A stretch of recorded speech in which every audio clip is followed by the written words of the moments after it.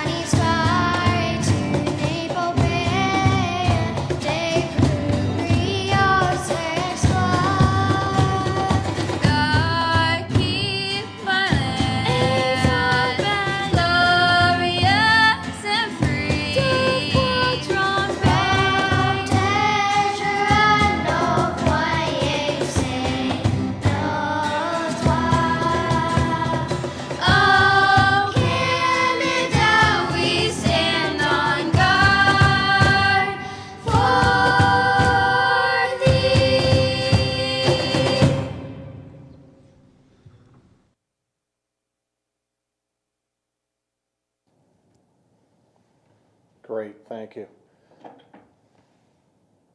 There are no proclamations this evening, Council. We'll go to the adoption of the agenda.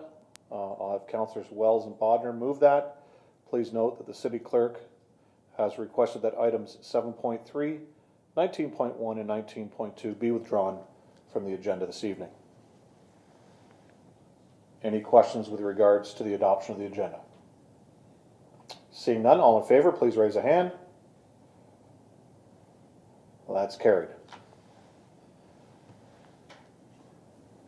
Those noted already for disclosures of interest this evening. I have Councillor Beauregard has declared a conflict of interest on items 7.1, 7.6, 19.3, and 22. And Councillor Bodner has declared a conflict on item 8.4. Council, any further conflicts of interest? Seeing none.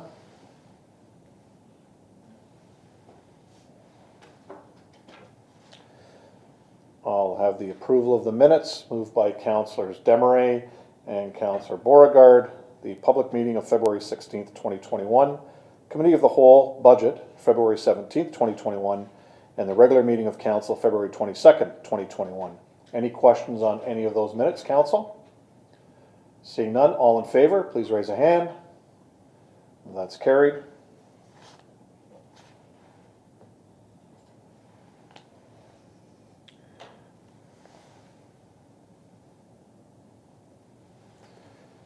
This evening, Council, items that are being pulled for separate discussion are 7.1, 7.2, 7.4, 7.6, 7.8, 7.9, 7.10, 7.11, 7.12, 8.1, 8.2, and 8.4 for the conflict.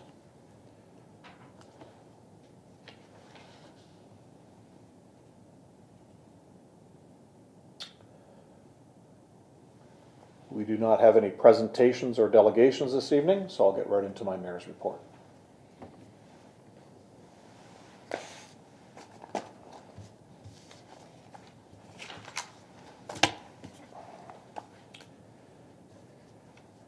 So on March the 1st, Niagara moved to the red control as described in Keeping Ontario Safe and Open framework.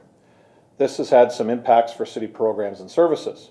Valet Rink 2 will open and welcome back skaters and will be available to permit holders only. Adhering to the provincial framework in red control, the maximum number of participants is 10 and one parent or guardian per participant under the age of 18 is permitted within the facility to supervise.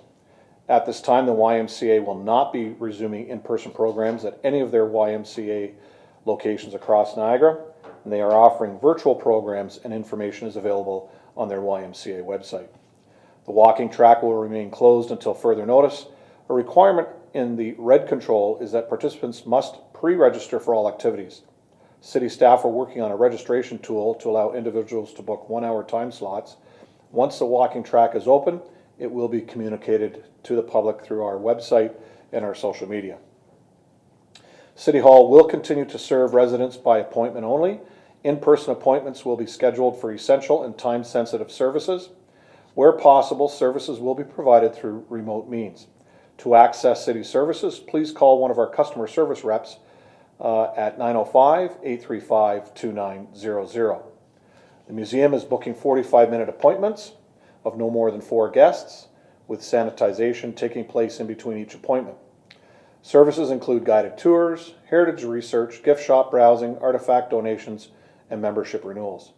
The library continues to offer curbside pickup, including several art projects for children. No in-person services are available at this time. Essential city services, including but not limited to road maintenance, snow removal, and water and wastewater operations, will continue.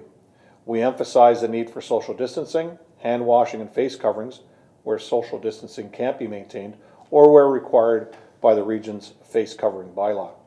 We are also waiting for our supply of vaccines for the general public.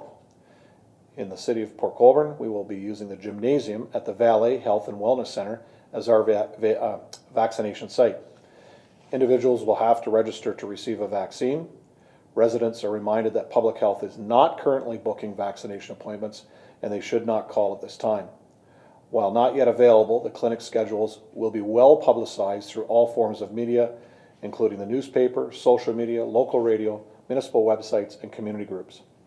As the demand for vaccines is exceptionally high and the situation is constantly evolving, vaccine locations and details are subject to change. On Friday, Niagara Health advised that they will begin booking appointments to vaccinate patients who are 80 years of age and older and are currently admitted to a hospital bed or have been admitted and stayed overnight in the last 6 months. This will include patients at all sites of Niagara Health and at Hotel du Shaver Health and Rehabilitation Center. In addition, they will continue to vaccinate healthcare workers. Thus far, a total of 16,660 vaccines have been administered at the clinic to patient-facing healthcare workers such as long-term care and retirement home workers, hospital staff and physicians, primary care providers, dentists, and other specialists, as well as medical first responders, paramedics, police, and firefighters. I ask that you please be patient and kind when speaking with our staff about your concerns. We will let you know immediately when any new information is received. Volunteer roles are available to support Niagara Region Public Health and Emergency Service staff with immunization clinics. We ask that you please check out the news section of the city's website for these details. So if you're wanting to volunteer during the vaccination, please check the City of Port Colborne website. I would now like to read you an open letter from Niagara's Mayors and Regional Chair Bradley. Dear Niagara residents, as we reflect on the anniversary of the first case of COVID-19 in Niagara, we acknowledge both our community's journey and what still lies ahead. We recognize those who have lost their lives as a result of this pandemic. At present, COVID-19 has claimed the lives of 369 Niagara residents, leaving a lasting impact on their families, friends, and caregivers alike. For these residents, the legacy of COVID-19 will be ever present as they remember lives well lived by their loved ones. We also acknowledge the impact of COVID-19 on the collective mental health of our community. Many of us struggle with feelings of isolation, anxiety, depression, and stress. The pandemic has also profoundly affected our economy, with many losing their jobs and some businesses closing forever. The uncertainty created by the pandemic has led many in our community to feel confusion, frustration, and even anger. We all must continue to be patient and kind to each other. But we can all take some comfort in knowing the end is in sight. With 4 vaccines having now been approved, it is our hope that the journey will not be much longer. Residents should know that we have a plan and we are ready to administer as many vaccines as possible once supply is made available. Throughout this pandemic, we have continued to hear amazing stories of residents supporting one another. By staying home, you helped to keep many others safe. By wearing a mask, you showed that you care more about your neighbor than your own comfort. By practicing physical distancing, you made a meaningful sacrifice that has slowed the spread of the virus. Many of you also stepped up and supported local businesses during this challenging time. We have never been more proud of our community. In recognition of this first anniversary, all of Niagara's municipalities will be lowering their flags to half-staff from March the 12th to the 14th. Rest assured that we will continue together as a community when this is over to reflect on our experiences. But for now, we all need to keep doing our part to keep one another healthy. Although everyone's experience through the pandemic is personal, it is our hope that we continue to build a stronger and more resilient community. We want to express our most sincere thanks and appreciation for everything each resident and each family has done. As part of a generous donation from MedSup Canada to the Niagara Health Foundation, Niagara Region has received more than 5 million non-medical masks for the community. The Port Colborne firefighters will be handing out one free box per household on Tuesday, March the 9th from 4 p.m. to 6 p.m. at the Fire Hall at 3 Killaley Street West. Non-perishable food donations will be accepted for the food bank as well. On Saturday, March the 6th, there was a free food giveaway sponsored by the Bethel United Church and Forks Road United Church. This group of volunteers managed to source high-quality food for our residents. I would like to thank them for their hard work and time in making this event a great success. Thanks also goes out to Constable Maggie Chisholm from the Niagara Regional Police, who was on site handing out other items of need sponsored by the Socks for Change program, and to Tom Cartwright, Chief Scott Lawson, and his daughter Maggie Lawson, who delivered boxes of non-medical masks to each vehicle, and also to Councillor Bagu for his volunteerism on Saturday. I'm pleased to advise that we will again be accepting rural water samples at City Hall to be sent to the lab for testing. This service will commence on March the 15th. Exact details of pickup dates will be determined later this week. Please watch our website and social media platforms for more information. This is great news for our rural residents. And I'd just like to give a shout out to my fellow councillor, Councillor Butters, for her hard work on this also, on bringing this back to our community.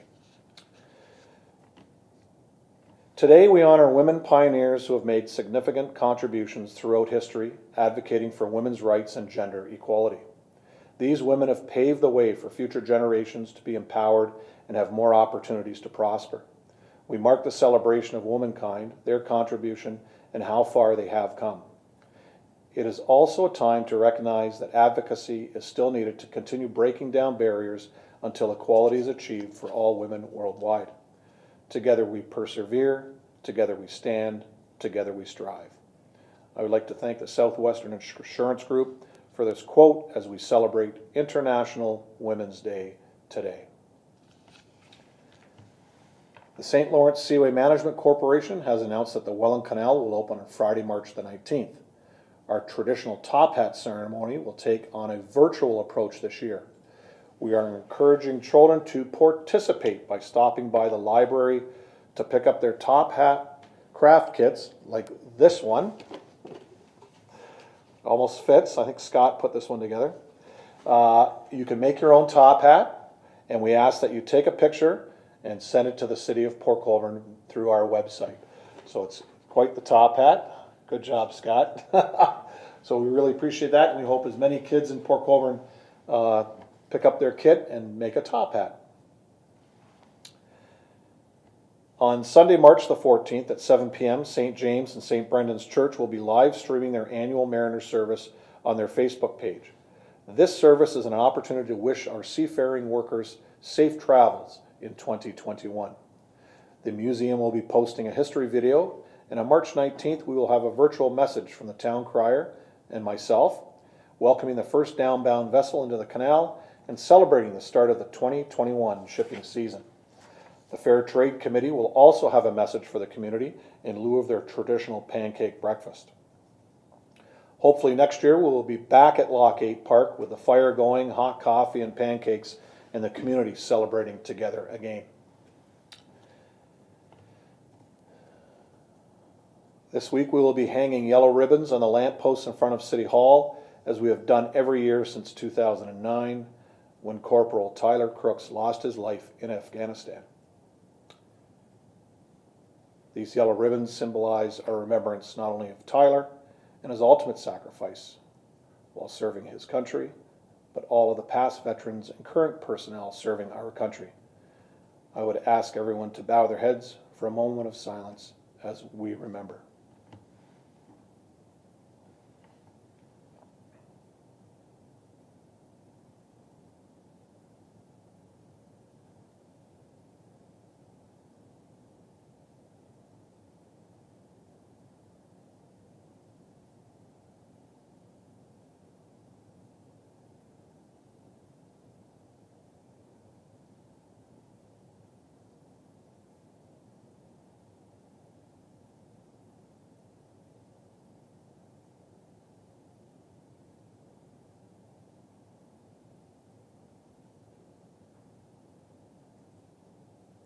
Thank you very much. And that ends the mayor's report this evening. Any questions with regards to the mayor's report? Okay. Regional Councillor Butters. No. Oh.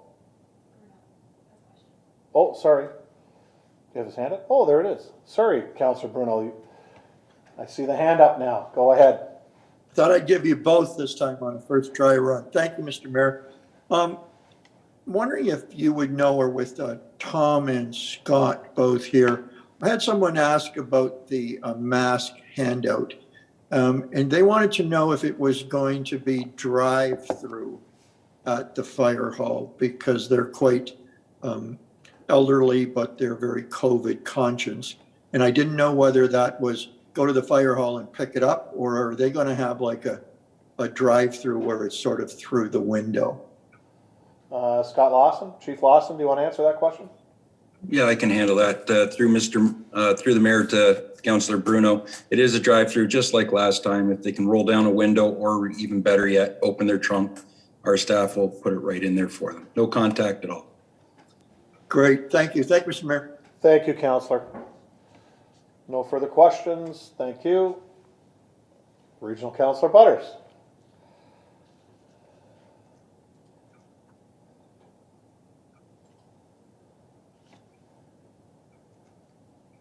Welcome, Barb. Hi, how are you? Very well, thank you. Glad to be here, Mr. Mayor, and glad to see all of you here too. I'll be brief tonight. I want to remind everybody that the T. Roy Adams Humanitarian Award nominations for 2021 are open till March 31st. So if there's anybody in our community that feels that someone should be nominated for that very prestigious award, they need to get that in by March 31st. It changed a bit from years past.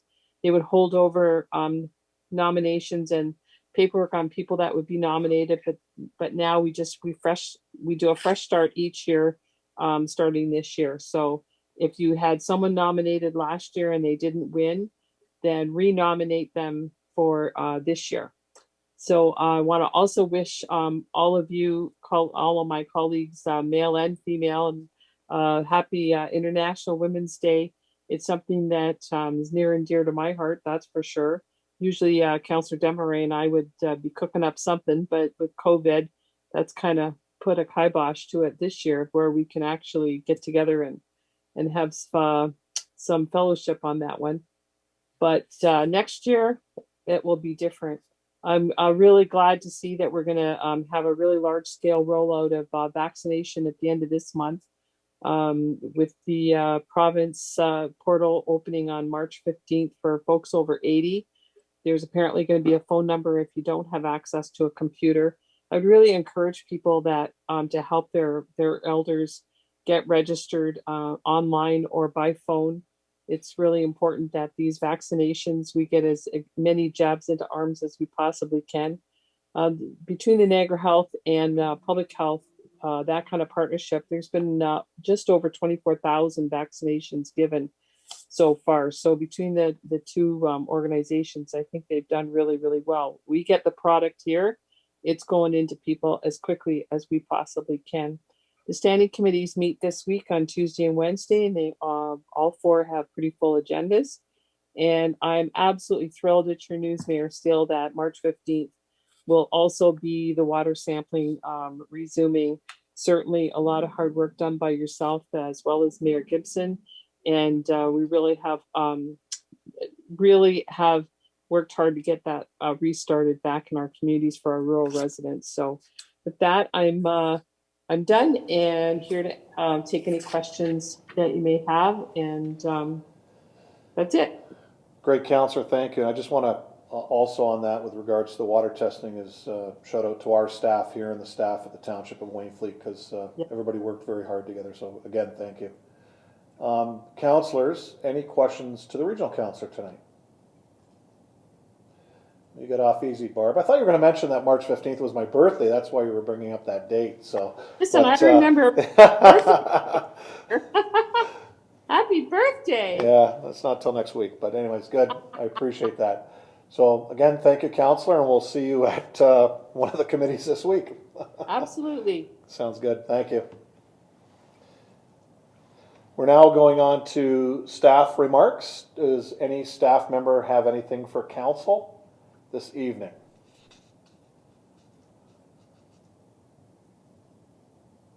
Mr. Bowles? Thank you. Through yourself, Mayor. Maybe 3 quick updates. One, I think there were some questions about the marina after the last council meeting. So just for clarity for everybody, the marina does cover their operating costs, which are their variable costs. Moving forward, as we start planning out some of the capital needs that might be required, and we bring that back to council, the current budget won't have enough funds in it to actually fund future capital needs. I know there was some discussion last week about the marina, and just for clarity, we are funding and we are covering the variable costs to operate it. It's about the capital going forward that we're going to have some more discussions about going forward. The second item was I'd like to bring forward is just to let council know we did receive a notification from the province under the Safe Restart program that the province will be funding us $500,000 for COVID expenditures in 2021. So that will be well placed as we move forward. We'll work as staff to put together another COVID report within a couple councils to talk about where we are right now and what those funds will be able to support. And the last comment is just, we have started the audit. We talked about it, I think, at the last or a prior council meeting. So Financial Services has started the audit. As a result of being in the middle of the audit, just for council, I might have miscalculated the timing of when the audit would be done so we could publish the year-end financial surplus deficit report. Right now we are forecasting a surplus, but in the middle of the audit. I'm going to recommend that we bring it the first week of April and not next council meeting like I had hoped. It's just a function of we're in the middle of the audit and let's get through the audit over the next 2 weeks and then we'll bring back the full report then. If there is any questions, happy to answer them. Thank you, Brian. Any other staff updates? Okay, seeing none, well, before I get into councilors' remarks, I'd like to take a moment to note that we have a bylaw on the agenda tonight to appoint a new fire chief. I want to thank Tom Cartwright for 20 years of service as fire chief, and we all wish him luck as he moves into his new role within the city as the Director of Community Safety and Enforcement. I also want to welcome Scott Lawson as the new fire chief for the city. Scott was previously the deputy chief, and we're looking forward to many years of him leading our fire services well into the future. So with that being said, I'll get into councillors' remarks. I'm just going to go across the top as I see you on my screen. I'm going to start with Councillor Bodnar. Thank you, Mr. Mayor. Nothing this evening. Staff took care of everything I had during the week. Thanks. Great, thank you, Councillor. Councillor Desmarais. Thank you, Mr. Mayor. I just wanted to commend staff, communication staff in particular, for the really great job they've been doing on social media recently, and especially for the posting they did on International Women's Day today. It was really well done, and I really do appreciate it. Thank you. Great, thank you, Councillor. Councillor Clayliff. I'm good to go as well. I want to thank staff. Whenever I've put things forward to them. They're getting them solved immediately. It's been great, and thank you very much. Thank you, Councillor. Councillor Danch. Thanks for that, Mr. Mayor. Just a couple things. So, of course, I'm walking the streets of Port Colborne early in the morning there before you people wake up. So there's a shopping cart sitting on the old tracks at the Mellenby Bridge, Killallie Street, east-west. It's been there for at least 2 months. It's a no-frills cart. I know we have a bylaw that we started up there. I had contacted them through Facebook, and they wanted to know if it was still there. And of course, we told them it was. I'm not sure. I think there's a charge for picking that up. So this is gravy money. It's been sitting there. There's a pallet there as well, for whatever reason, left over from a couple months ago. So if we could look into that, I'd appreciate it. I hate seeing stuff laying around. And that's going to move me to my second point here. I know a few years back, this is my third term as a councillor, and everybody thinks, oh, you do a lot, you don't do anything and stuff like that. One of my pet peeves is garbage that lays around. A lot of it's recyclable, and it's the spring of the year. And I'm not trying to promote my business in any way. I am at 270 Main, but I'm going to have clear garbage bags behind my counter. And anybody that walks in my store, other than a councillor, because they want free bags, I will give you a clear bag to pick up recyclables that are, 5 for you, I'm sure, Ron. I will give free garbage bags to people to pick up recyclables and put them in the bag and get them out to the street. I love Port Colborne. There's some areas that are not getting looked after. There's areas that are just great. There are a couple ladies that are downtown early in the morning around the 7 o'clock-ish. They generally have a couple garbage bags, like shopping bags in their hands, and they're picking up garbage. And they're doing their own personal touch, and this is going to be mine. It's easy to get rid of. All you got to do is bring it to the curb, and some guy in a big white truck is going to come and pick it up free of charge. And it helps to clean our community.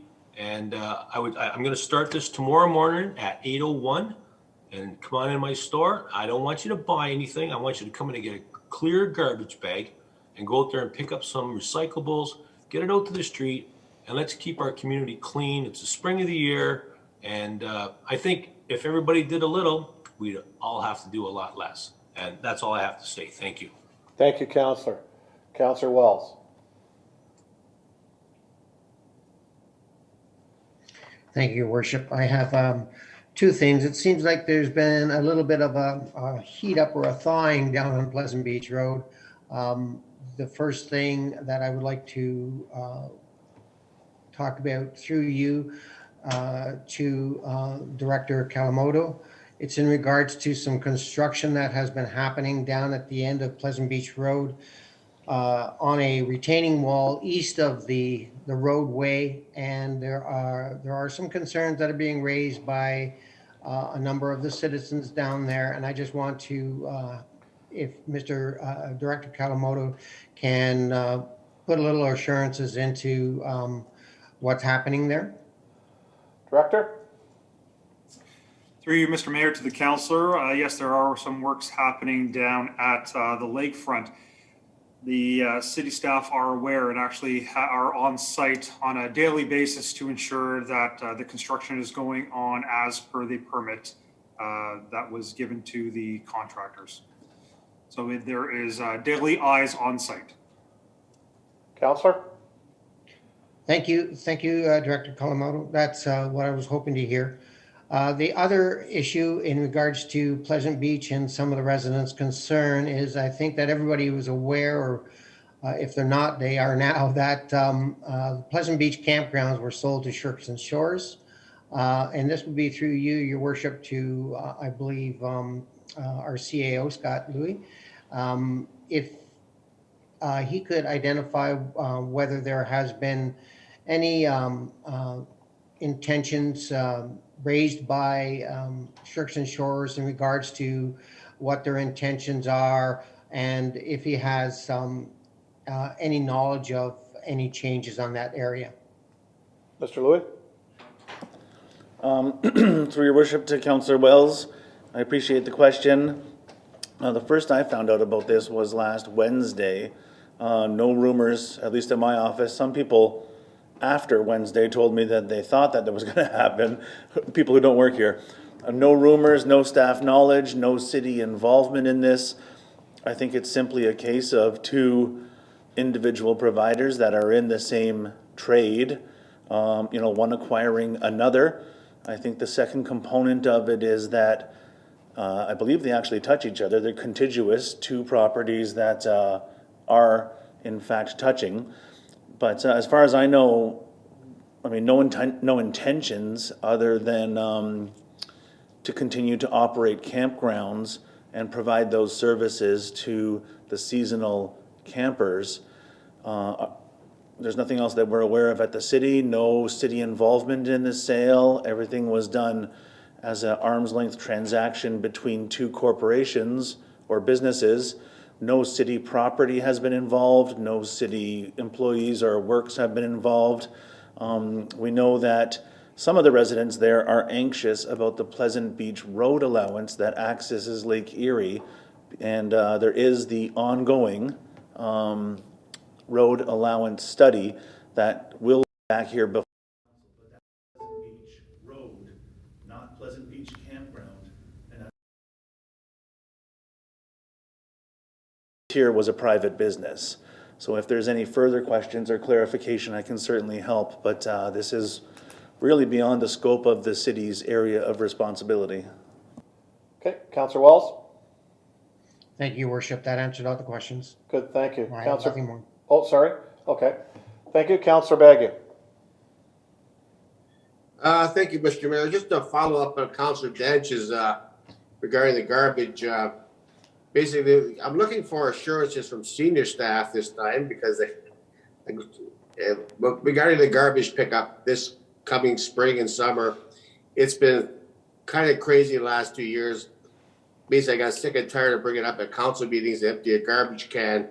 But, you know, we had CHCH do a show on Centennial Beach last summer, and I definitely don't want that to happen again this summer. And along the promenade, and also along H.H. Shaw Park. So I'm hoping, actually, I don't even know who's responsible for it anymore, whether it's operations or parks. But I'm hoping to get together. I'd be happy to talk to you guys and make a better plan than we've had in the past about the overflowing of the garbage cans. And hopefully I won't have to do that. Hopefully they can get back to me instead of me going to them, Mr. Mayor. So that's all I got my file, Mr. Mayor. Thank you. Okay, I'm going to go through the CAO. Sure, through your worship to Councillor Bagu, and I'm not sure if any other staff want to jump in. I think that we're probably crossing a couple issues together here. There are garbage containers, which are, out in parks, out at the marina, out in the downtown core for people to use for their trash. There's also, I guess, litter that blows around the community. There's also, sometimes there's illegal dumping. I think that they're all different and they all need to be treated differently. We do actively talk about the best way to empty containers in parks and empty containers downtown, and we will continue to have that discussion. The Cedar Bay Centennial news item was a bit of a misnomer through the summer. That was garbage bags that staff had set aside to be collected. I think a person sent some Facebook messages at 7:30 in the morning when the simple fact was that it was collected prior to 9 in the morning. Kind of a non-story. But I do appreciate that it's important to council. I don't know if a council meeting is the best place to talk about it, other than Councillor Danch's announcement, which I think is a great announcement that will help clean the community. You can start with me, you can email me or call me at my desk, and I will make if you come across some garbage that needs to be attended to. We do try to get staff to do it in the normal course of their day. So if you're a parks worker, a roads worker, any kind of a worker, even an office worker who drives by some garbage that's not where it's supposed to be, we are trained to get out of our vehicle and go and pick it up, or to call the person who does pick it up if you're doing some other job like a building inspection or so on. We do train our staff to do that, I assure you, but sometimes it's off the beaten path. And if you know of those locations, please share them with us and we will arrange to have them collected. I'm not sure if Chris or Brian would like to add to that. Yeah, Mr. Kawamoto? Through you, Mr. Mayor, to the councillors, we are taking a look at the different size receptacles in the different parks and how often we pick them up. We are also in contact with the region about providing the larger receptacles that you see, say near Nickel Beach entrance, for example, so that when we do collect them, we have a short way to go to actually put them where the region will collect some of that refuge. So those talks are have started. They are ongoing, and once we get to a conclusion, I can report back to council on that for information. Great, thank you. Councillor? Greatly appreciated, Mr. Mayor. Thank you. Good, thank you. Councillor Beauregard? I have no remarks at this time. Okay, I think that's everybody. Well, Councillor Dance, you have your hand up. Is that from before? That was from before? Okay, thank you. Councillor Bruno? Thank you, Worship. I don't have anything this week, but I wanted to thank staff. I had 4 or 5 different phone calls and not all things resolved, so thank you. Good, thank you. Okay. So before we go on to items requiring separate discussion, I'm going to have councillors Bagu and Wells move those items that didn't require separate discussion. All those in favor, raise your hand. And that's carried.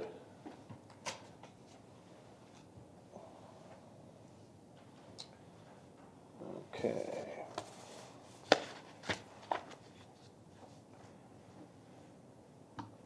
So item 7.1, I'm going to have councillors Bodnar and Wells move this. It's the Nickel Beach and Centennial Cedar Bay Beach Seasonal Operations Plan 2021-2021-49. And I'm going to start with Director Bowles on this. Director Bowles. Thank you.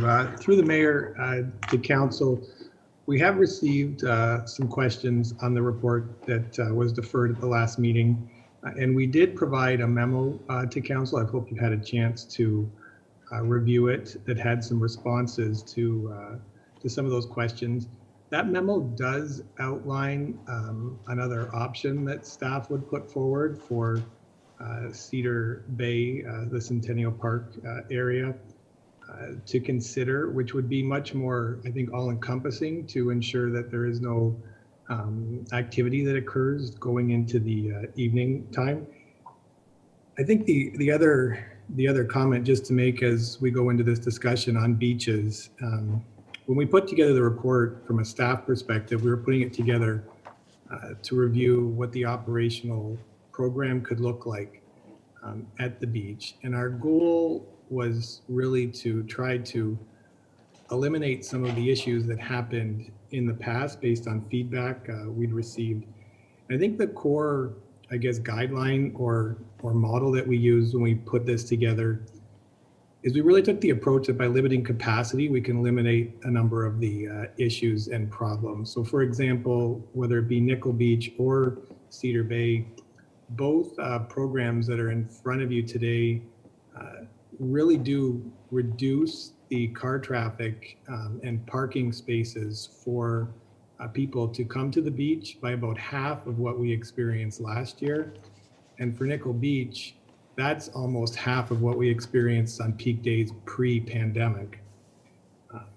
So as we go forward and we have this conversation, I think, or any questions that you have of us as staff, I think from staff's perspective, we just would like to highlight that our goal was to come back before the beach opened, and that would be about the second meeting in April, and give council an update of how people can actually pick up a beach pass if council was to think that the beach pass idea that we put forward was a mechanism to use.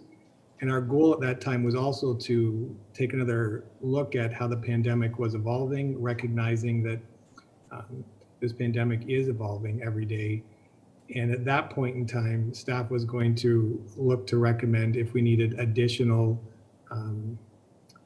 mechanisms to maybe control people on the beach or not.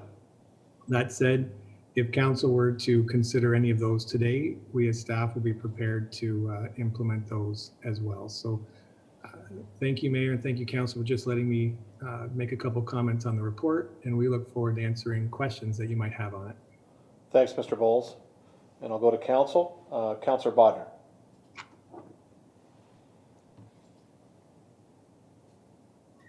Thank you, Mr. Mayor. Thanks for that update, Brian. So I got more knowledge of say, Cedar Bay Centennial than I do of Nickel Beach, so I won't, preach on Nickel Beach. There's other people that live that every day during the summer.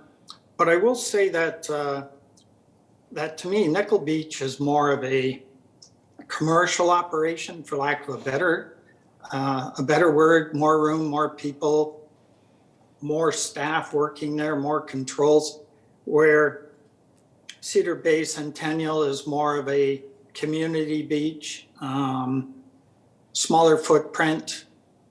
And albeit Nickel has had problems with lineups of cars and everything, certainly at Cedar Bay Centennial, local residents are affected directly by certainly what went on last year. So, and I understand this report is going to come back to us. So staff, I would assume, would look at what people say tonight, and whether we vote on it tonight and put it in, that's great. Or whether staff comes back with a updated report. I'm not so concerned about the dollar figures on there for a business plan. I realize that we need to have one, and this is at best a guess with a little history of last year. And I agree with Councillor Bowles that this is a moving target. We don't know where we're going to be at exactly when we open this up as far as COVID goes. But a couple of thoughts that I have on it, and I'll certainly wait to hear other councillors' remarks. But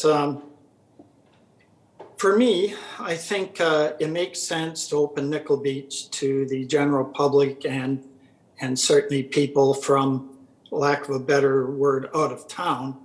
At Centennial, I'd certainly like to see it limited to the Niagara region. I'd like to start out strong at Cedar Bay Centennial Beach, and if we find that we can relax the rules slightly, I would be, happy to consider that. But I don't want to see us what happened last year, where we had, a few weeks of chaos, and then we decided to bring in stricter rules. So that's where I'm coming from by limiting it to people just in the Niagara region. I like the pass option. That's a good way to start. I think there's advantages to that. I think we'd also have to include people then that are renting property in the area. And there are a few rentals there. So we have to figure a way to get them a pass to come to the beach. They certainly could be from out of town.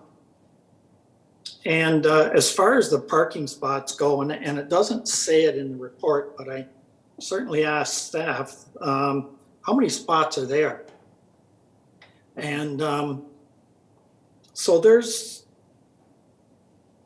a 40 or 50 spots in the gravel parking lot, depending on how people park, I would assume. But there's 75 additional spots out towards the tennis courts and the grassed area and that. So we have room for cars, but I don't think we want that many cars there. But, if local people show up and there are that initial spot taken, we've got I wouldn't want to see any local people turned away. And I think it speaks to that in the report that certainly we would take care of that. As far as having staff there, and as you can see in the financials, it's going to cost us money. And I think that's money well spent to see where we're at this year with this whole craziness that went on last year. Is it going to be the same thing, a little overspill, or is it just going to get back to whatever the new normal is? So I agree that having people there all the time is a great idea. So I think that's kind of what I wanted to say. An actual beach capacity as far as bodies on the beach. And I kind of agree with the director that that will be taken care of by the number of cars that will come in. I suppose if we found out there was too many people coming in, say from the region, if we're only allowing 25 cars and they're hanging off the roof coming in there, certainly we could tweak that down to a few less. And one of my questions was about the pavilion. If somebody rents the pavilion and they show up, there better be room for them. And staff has assured me that that's where that 75 additional spots on the grass will be, some of those will be held back when they know there's a rental, so that, people that have expected to have a birthday party or something there will then be able to access that, provided COVID allows us to have that many people in one spot. So I know Councillor Wells has done a lot of work on this too, and I'm sure he's got a lot of ideas, some that we may not quite agree on, but I'm sure we'll be close on. And so that's all for now, Mr. Mayor. Reserve the right to come back later, though. No problem. Thank you, Councillor. Councillor Wells. Thank you, Your Worship. First of all, I'd like to thank Director Bowles and the beach team for going the little extra mile here to provide us with information that helps us understand what the basis of the plans are and how they will activate them and hopefully successfully complete those so that we can get through the summer without any real large issues. Mr. Bodner Councillor Bodner had expressed the question in regards to beach capacity for people on the beach. And I know this is one of my areas of question to Director Bowles and the team in regards to how they compared the parking spaces with the actual capacities on the beach. And we had several discussions in regards to that that I think would be interesting for the public to hear, just how conservative in nature that those capacities are and how those capacities actually line up very significantly with the spacing requirements for COVID. And maybe Director Bowles can just allude or give us a little bit indication of the conservative nature of those parking spaces and what capacities we could accommodate on the beaches. Okay, Mr. Bowles.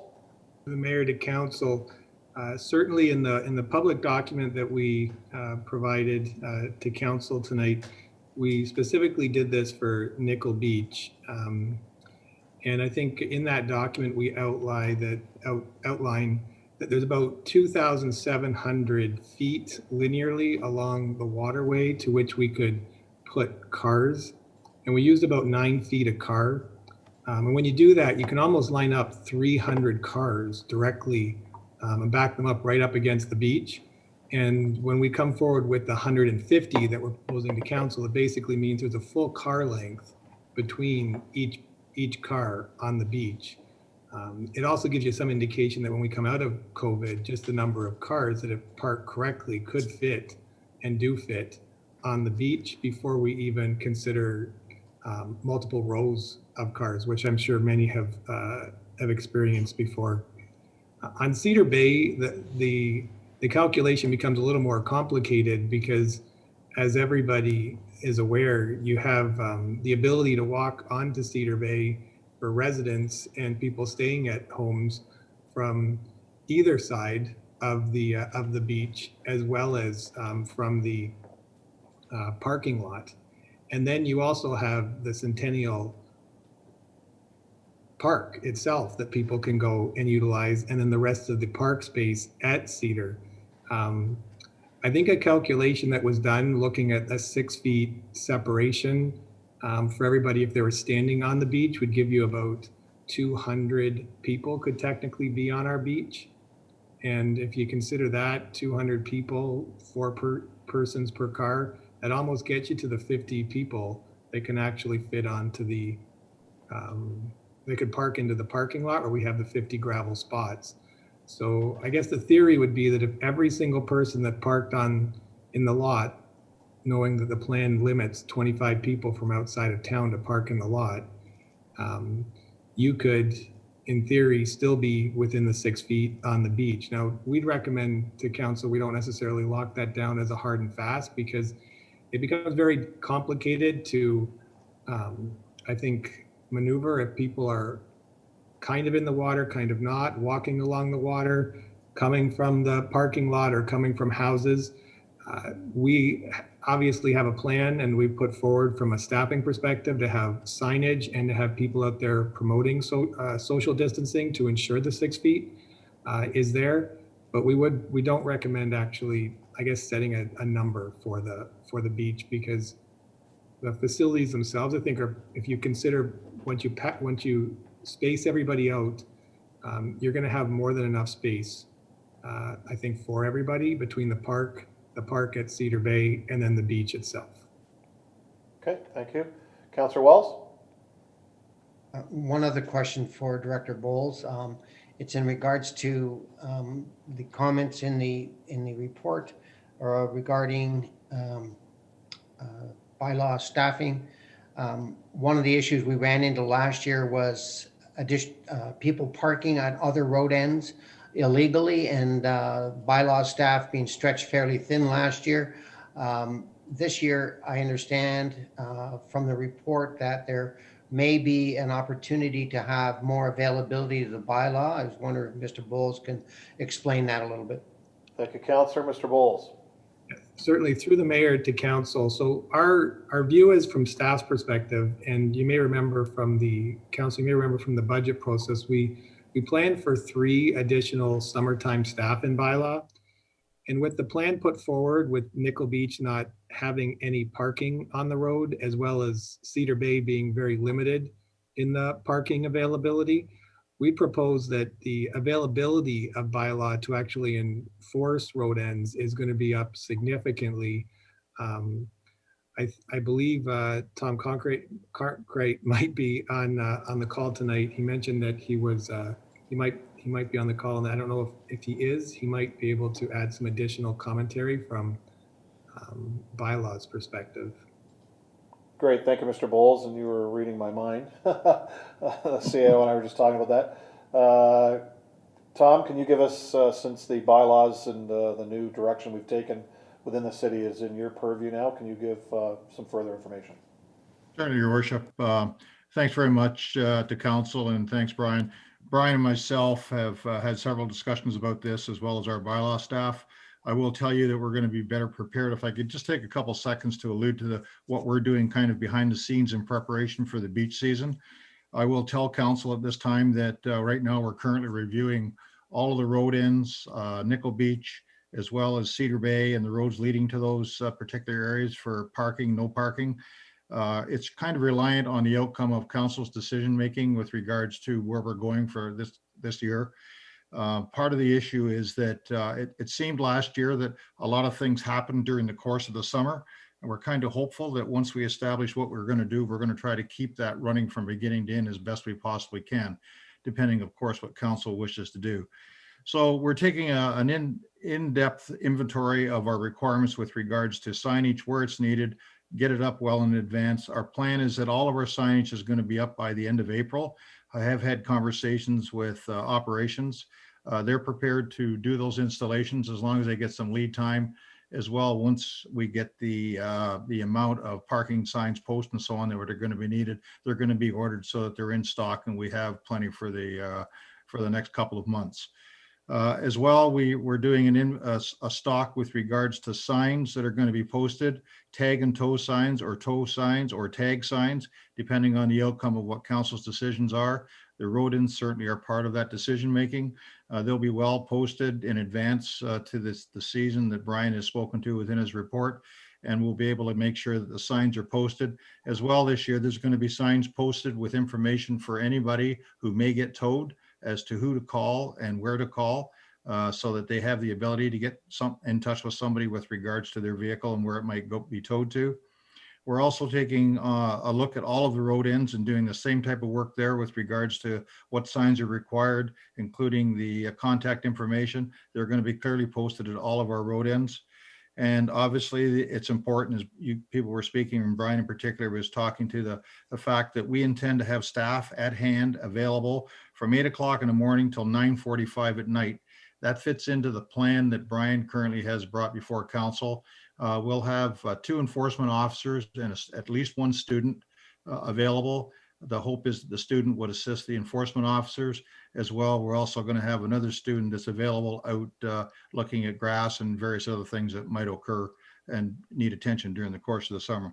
So we're ahead of the game in the sense that we're getting prepared earlier with the hope that we can get everything in place that will assist us getting through this. And quite frankly, I think if the signage is up, it will free up enforcement staff to be able to do a quicker rotation and a quicker look at the various issues that do arise from time to time throughout the city. I hope that helps answer your question. Great, thank you, Mr. Cartwright. Councillor Wells. That's all the questions I have. Thank you. Good, thank you, Councillor. Next I have Councillor Bruno. Thank you, Worship. I won't repeat a few of the things that Councillor Bodner said, except to maybe put even more emphasis on getting an early start. You can look around the province what the provincial parks do. You can look at the private campgrounds, what they do. The important thing is to get the message out for that May 24th weekend. And to that extent, I'm just wondering if, one of the things we heard last year was that the availability of tow truck drivers and all of that was tough to get. And I don't know if, I think it's an all hands on deck, and I'm sure you're doing that, Mr. Bowles and Mr. Cartwright. But if you can send that strong message on May 21st, 4th weekend, you'll be setting the tone. Just on that, I also agree with Councillor Bodner, and I'm sure Councillor Wells is that Cedar Bay Centennial is now been discovered by people outside Niagara and Toronto for the beautiful beach it is. But it is very hard to then change people's behavior once they've seen the bright lights of Cedar Bay Beach and the quality that it is. And so my concern is that, and this is a work in progress, but, I think that non-local people that come, and given the plan for what I'm led to believe is a grand plan for Nickel Beach, it is in the urban area. It does lend itself to quicker or easier reaction from all type of city forces and or police, as opposed to the more isolated Cedar Bay and the longer time to get there. That's where I'm really going with this is I think over time, if you learn that Nickel Beach can hold more cars, not in the outside parking lots, I wouldn't be afraid to start changing people's behavior at Cedar Bay and actually tightening down on that parking. And as long as Nickel Beach can handle it safely, I'm not out there, but I think trying to watch 2 flanks at 100% quality is more difficult than minding 1 flank. And so I'd encourage us to start trying to migrate people towards Nickel for all the other future reasons that are there. And I would hope that on that May 24th weekend, that in terms of ticketing and towing, that we've got every resource available to start with both beaches. Because again, I think you've got to send that message earlier. And just one last thing I read from the report. I was pleased to see that, and I don't know if this was through the ward councillors. I know they've been both active in this, but to have security there into the evening, I think is a great idea. I was going to ask through you to Mr. Bowles or Mr. Cartwright. One of the issues, though, when you're planning a summer-long contract with security is how you set the terms of the contract. And so I'm interested to know what flexibility you've put in. I mean, I think from a taxpayer point of view, they want security there, but they don't want them there all day on a rainy day, because that's when they were booked X amount. So in the contract, I'm wondering if either of you can tell me if there's that flexibility. So if it's pouring rain at 5 o'clock at night for the evening, I'm not sure you want a security guard at Cedar Bay Beach till 9, and ditto for Nickel Beach. So wondering if both of you or one of you could speak to the flexibility that's built into the paid contract with security. I'll start with Mr. If there Bowles is. and then go to Mr. Cartwright. Mr. Bowles? Yeah, through the mayor to council, we put this forward and had initial conversations. We budgeted for them to be there at the full amount of time. We will have to have those conversations because I guess I have two hats here. Also as the treasurer, we will be looking to find that flexibility, but we don't have that worked out. If we can draw them back, if it starts raining or we close the beach, we don't have that negotiated at this time. Thank you, Mr. Mayor. Thank you. Good, thank you. Mr. Cartwright, do you have anything to add on that? No, I don't at this time. Good, thank you. Okay, Councillor Bagu? Thank you, Mr. Mayor. Councilor Bogner, basically, I agree with him 100% regarding Cedar Beach for the Niagara residents. One concern I do have is the access for people that have legal right of way to the promenade, how that would work out with the plan. But I like the idea of 9 o'clock, lock the gate, tow anybody away. There probably will be early risers in the morning, going out there 7 o'clock in the morning or 6 o'clock in the morning in the summertime to check out the beach. That may be somewhat of a difficulty, the bird watchers and so on. But I think Director Bowles and can sort of look at that. I'm not saying have the city open up at 5 o'clock in the morning, but the other one is, and Niagara residents, as long as there's room for Pearl Harbor residents, I like the idea. That's our quaint little beach, and keep it like that. Regarding Nickel Beach, what I do have a problem with is if it's open access to anybody in Ontario, say Toronto, Mississauga, if our Niagara region is in a certain color and another area in Ontario is a different color, according to all the news things I've been watching for the last over almost a year, they don't want people going from one color to another color if it's lower than what they're residing in. So that may be an issue, but I'm sure Dr. Bowles and Mr. Cartwright can look into that. But I do, if Councilor Bogner want to we're going to make a decision tonight regarding Cedar Bay for Niagara residents at 9 o'clock.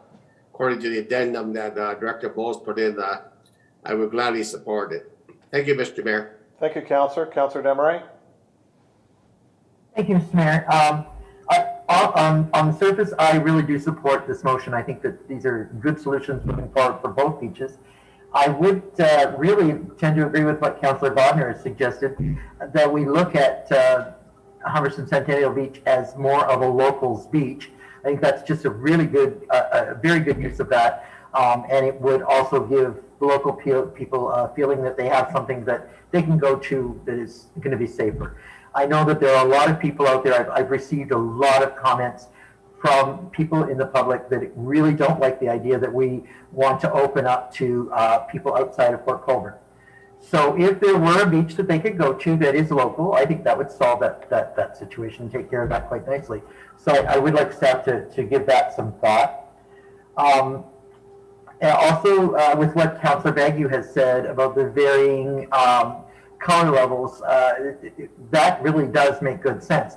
If we're in a safer level, but our surrounding areas are at a more restricted level, we're going to see what we've seen all along. Those people are going to just run into the areas where they're going to have more freedom.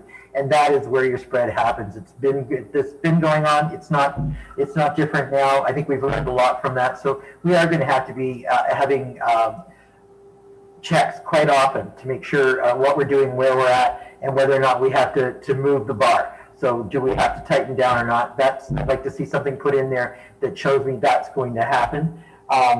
Also, the parking for Nickel Beach in particular.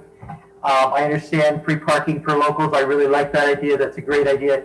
I just want to see how that's going to happen, and how are we going to make sure that there's not parking out on the 3 streets that are mentioned in the report.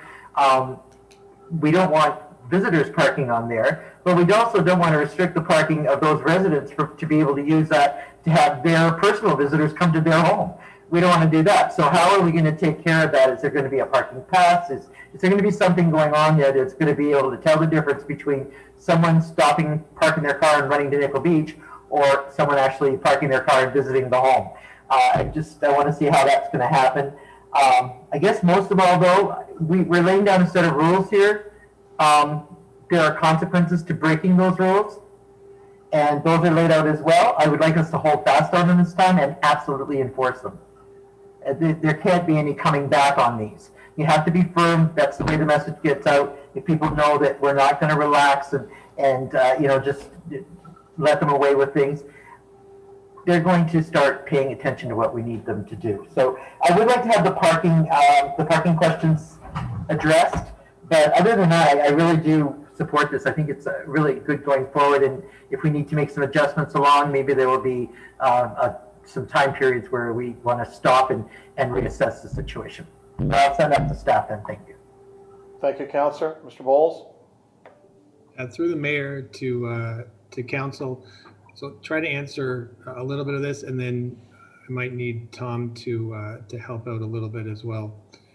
I think first of all, with parking in the surrounding area, I think the idea with the parking signs was really not to encroach necessarily on the streets to which individuals live, but the streets going towards that area. And I think the other thing that's important, and I know there's a lot in our report, and we're throwing a lot at everybody.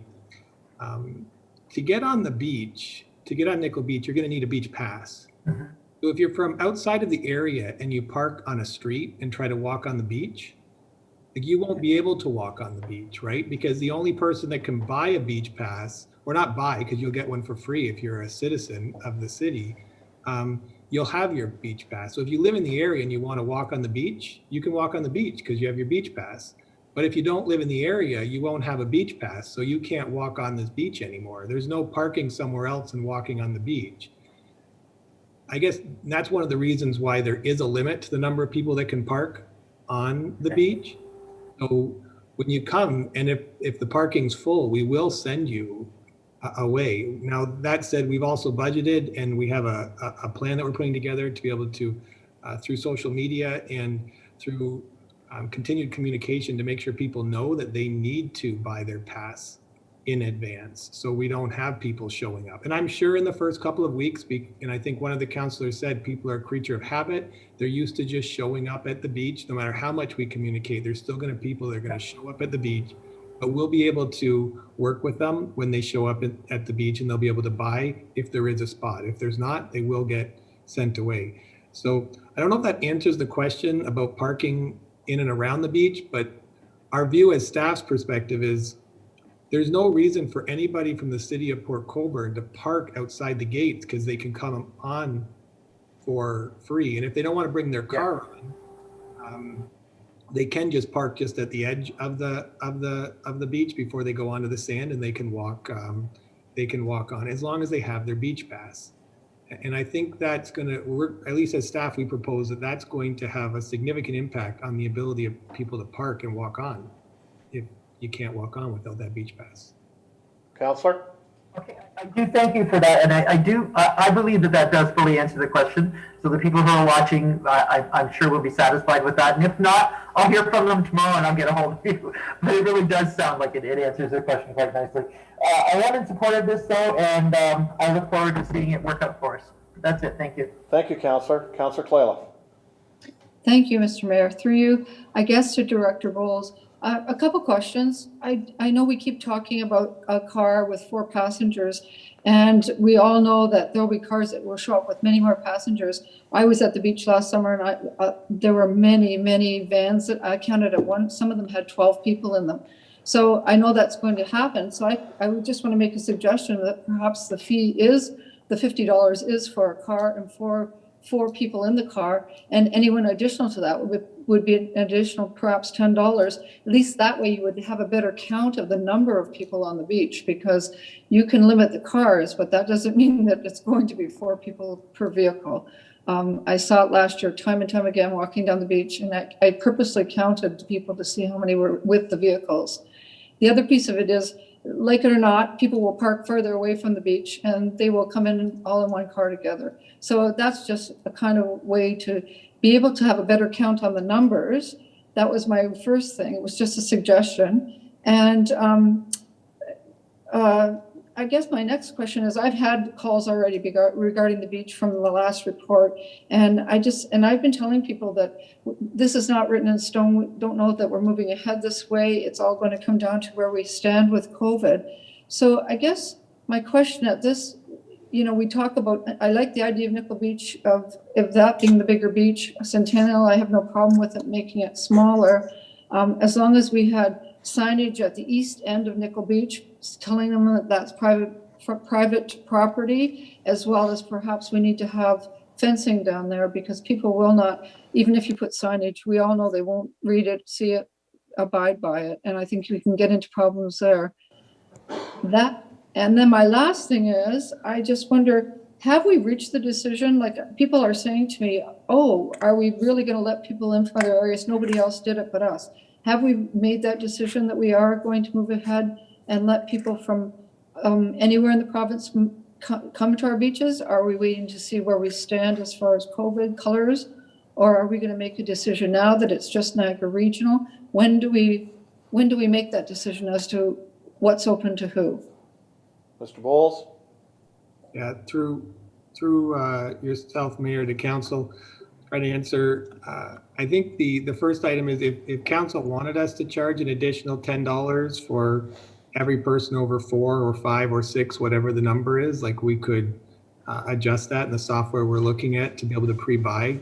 That could be done. We do intend to kind of track the number of people that are on the beach, as well as the number of cars that are coming into Nickel specifically. It'll help us also plan for future years.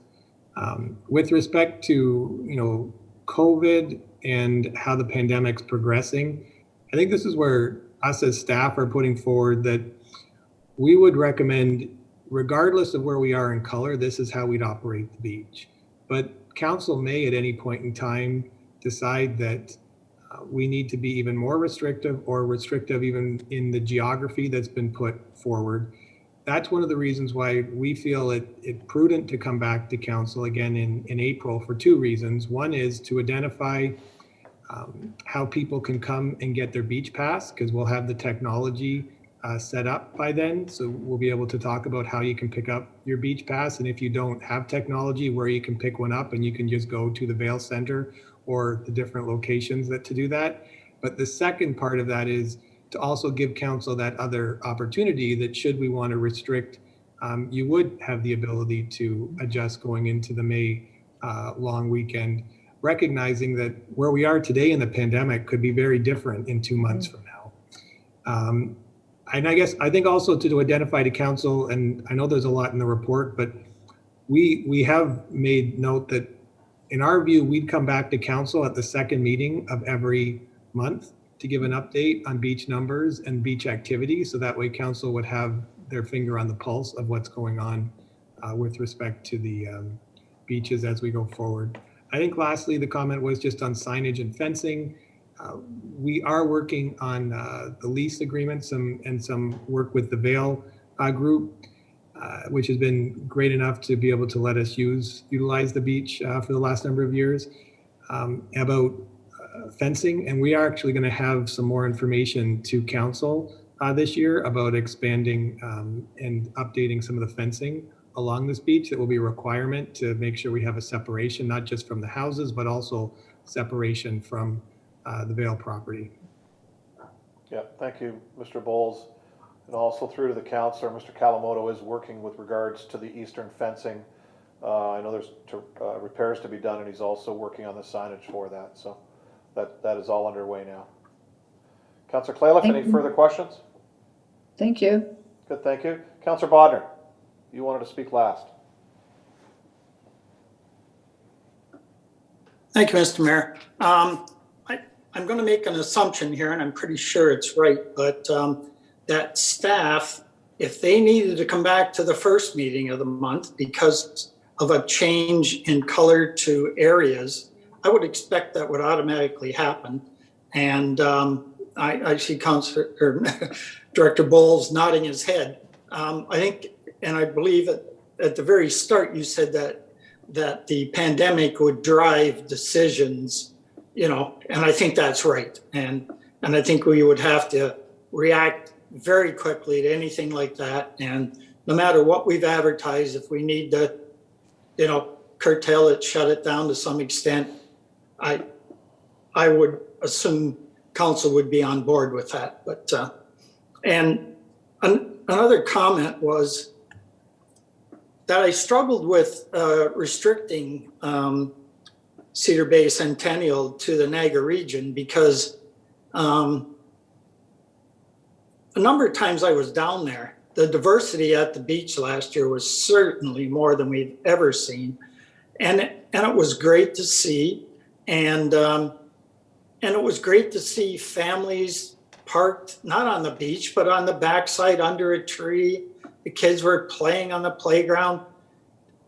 It was fabulous, and I think we should share our beach with people that may not have that opportunity like we do. I think we take it for granted that, it's just there and we can use it. But in these times with the pandemic going on, I don't feel that we should be doing that just yet. But and there are local people that would like us to keep it open to everybody. But Mr. Mayor, I'd like to certainly bring forward. I don't know how to do this, whether it's a motion or just a suggestion to staff, because it doesn't say it in there that we do restrict Cedar Bay Centennial Beach to local people and people from the Niagara region. So best way to do it, councillor, is an amendment to the motion that's on the floor. Okay. If you want to put that down, that you want to restrict Cedar Bay Centennial to Niagara residents only. Yes, I would like to do that. And these would be those that drive in. Because as Mr. Bowles said, there are some rentals there, and if they are from out of town, they could just walk on. I mean, I don't think we're going to stop anybody from walking on. You're talking about people driving in, correct? Okay, just so everybody's clear on that. Can I get Councillor Wells to second that? Is that all right, Councillor Wells? Okay, I've got Councillor Wells to second that. Questions to the amendment regarding Cedar Bay Beach and Niagara residents only on the drive-ins? Seeing none, all those in favor, raise a hand. Opposed? That's carried.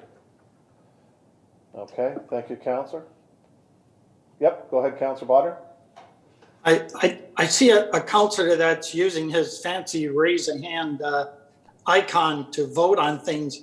I wouldn't want to see him because he didn't put his hand up as a no vote. Is that true? We're not using that to actually vote? Just raise your physical hand. The yellow hand that you raise on your system is for questions only. Yep. Yep, which I think you guys all had tutorials on. So but that did pass. So I saw more than 4 hands up, so.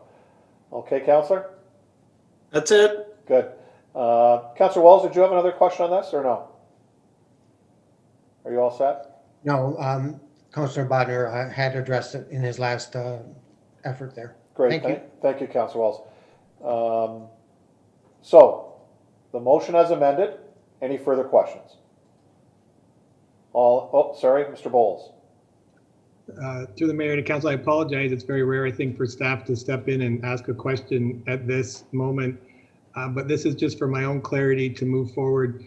We did also provide a secondary option in the memo, which was the 9 o'clock, the 8 to 9. And I just want to make sure that what the protocol that staff or that council is moving forward with identifies if council wants that model in addition to Councillor Bodner's.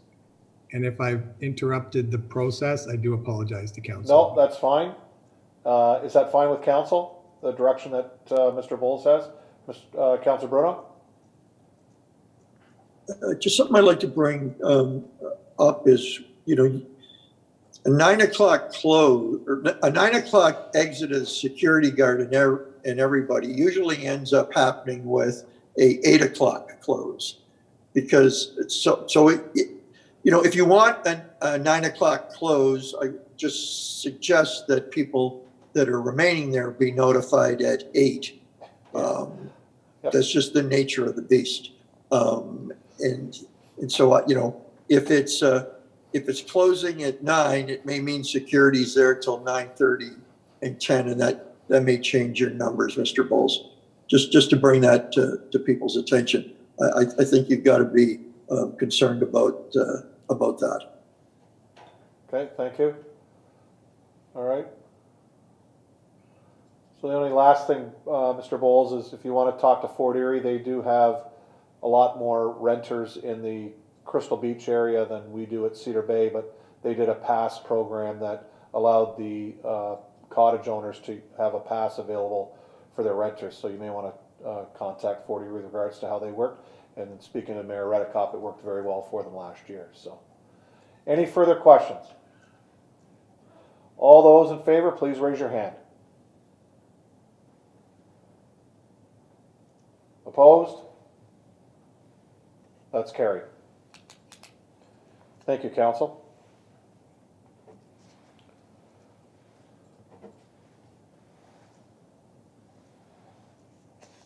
Item 7.2 is the Downtown BIA Pilot Project with Farmers Market, 2021-67. I'll have Councillors Bodner and Bruno move that. We also have online, we have Jesse Bowles, the chair of the Downtown BIA. Is he there? Do you have him in yet?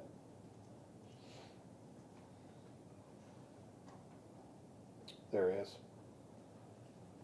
So if anybody has any questions to Jesse Bowles, I'll use his first name because we have 2 Mr. Bowles on the line here. So welcome, Jesse. Appreciate you coming out tonight.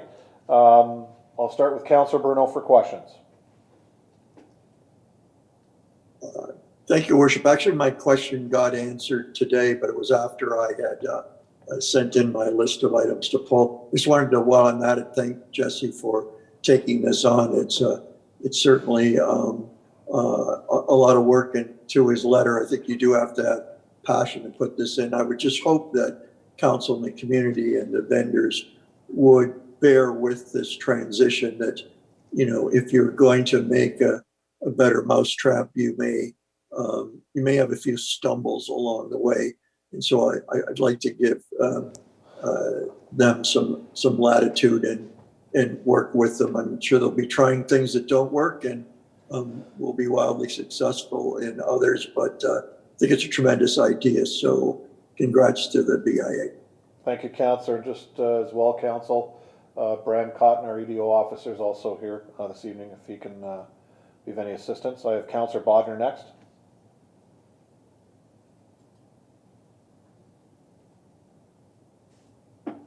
Thank you, Mr. Mayor. Reading through this, it sounds like a good idea. I just have to say that ever since I've been on council and when I was mayor, I was always harping that I never wanted to see the market become a flea market. So Jesse, yeah, oh, sorry, there you are, you just popped up. Okay, so it sounds great. I think like Councillor Bruno, it looks great. You're gonna try things, but I'm gonna have eyeballs on it, so I don't want to see it look like a flea market, or I'll be up at council, expressing my concern. That's all I got to say. Thank you. Good luck. Thank you, Councillor. I have Councillor Bagu. I'm good, Mr. Mayor. Thank you. Thank you. Councillor Clayliff.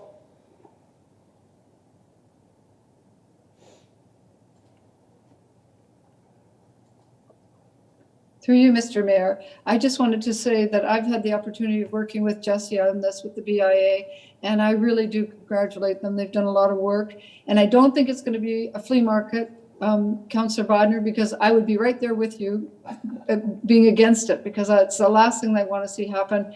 And I've seen some of the things that this group has done, and I've seen some of the new market vendors and vegetables, fresh fruits, vegetables, all the things that we want to see at the market.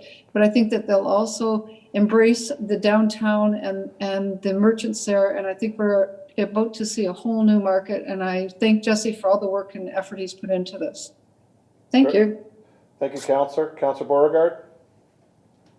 Through your worship to Jesse Bowles, I think this is an excellent proposal, and I wasn't aware that the city has been losing money on this operation actually, so that was interesting to learn. But I do have a concern in regards to the duration of the project, of the pilot project. 2 years is the proposed time frame. I think that's sort of too long for a pilot project. So I'm wondering how would this be impacted if we made it, let's say, 1 year or 6 months? Well, I think you need to make it at least a whole season, Councillor Beauregard. I don't think you can in the middle of the season make changes. But I can allow either Bram or Jesse to answer that. Bram, do you want to go first? Through you, Mr. Mayor, to Councillor Beauregard. One of the reasons that we proposed to have it for 2 years was 1 year we believe will be impacted through the continuation of the COVID, and 1 year would ideally be a full year. So we wanted to give the opportunity for them to have 2 full years at 1 full year post-COVID, ideally, and 1 year. This first year would be a year of seeding and getting things started, which will no doubt be impacted by COVID. So that's some of the rationale for why we decided to do it as a 2-year pilot in this instance. Okay, Councillor Beauregard. That's good, thank you. Good, thank you. Councillor Desmarais. Thank you, Mr. Mayor. I just would like to say that I also think this is a great idea. I'm really happy that it is happening. I just think that it's really a perfect fit, and it should work out quite well. I actually was of an opposite opinion. I thought that 2 years was maybe a little bit too short. I mean, it just, as it is even with new councilors coming on board, your first year is finding your feet. The second year is starting to make movement. The third year really shows where you're at and what you're going to do. So, I thought that 2 years is a little short, but I'm okay with 2 years. I'm really looking forward to seeing what can happen with this and with all the new energy. And I've had a chance to speak with Jesse, and it's funny. I think most of council is about the same mind when it comes to farmers market status. Nobody wants a flea market. Everybody wants to hang on to that farmers market status. And I think one of the first questions I asked Jesse, and he said absolutely he was of the same mind as well. So I was really reassured with that, and I'm sure that after having that discussion, I'm sure that this is going to go in exactly the right way and complement everything. But I do thank you, Jesse, for you and your group taking this on, and I thank staff for working with that, and I look to see a good future there. Thank you. Great, thank you, Councillor. Any further questions? Jesse, anything to add? Mr. Mayor, thank you for having me tonight, and thank you to all of council for all the positive comments and the constructive feedback. We are really excited to take this on. I do really have to pass a lot of the congratulations and the support, though, to our executive director, Mary Lou Ambrose Little. I am experienced in the event side of things as well as the market side of things, but she is really the market mogul here. She's successfully worked for several markets throughout the region and through rural Ontario. She understands her farmers market Ontario rules and regulations cold, and I'll jump right to the flea market comment. I'm absolutely 100% on that same page.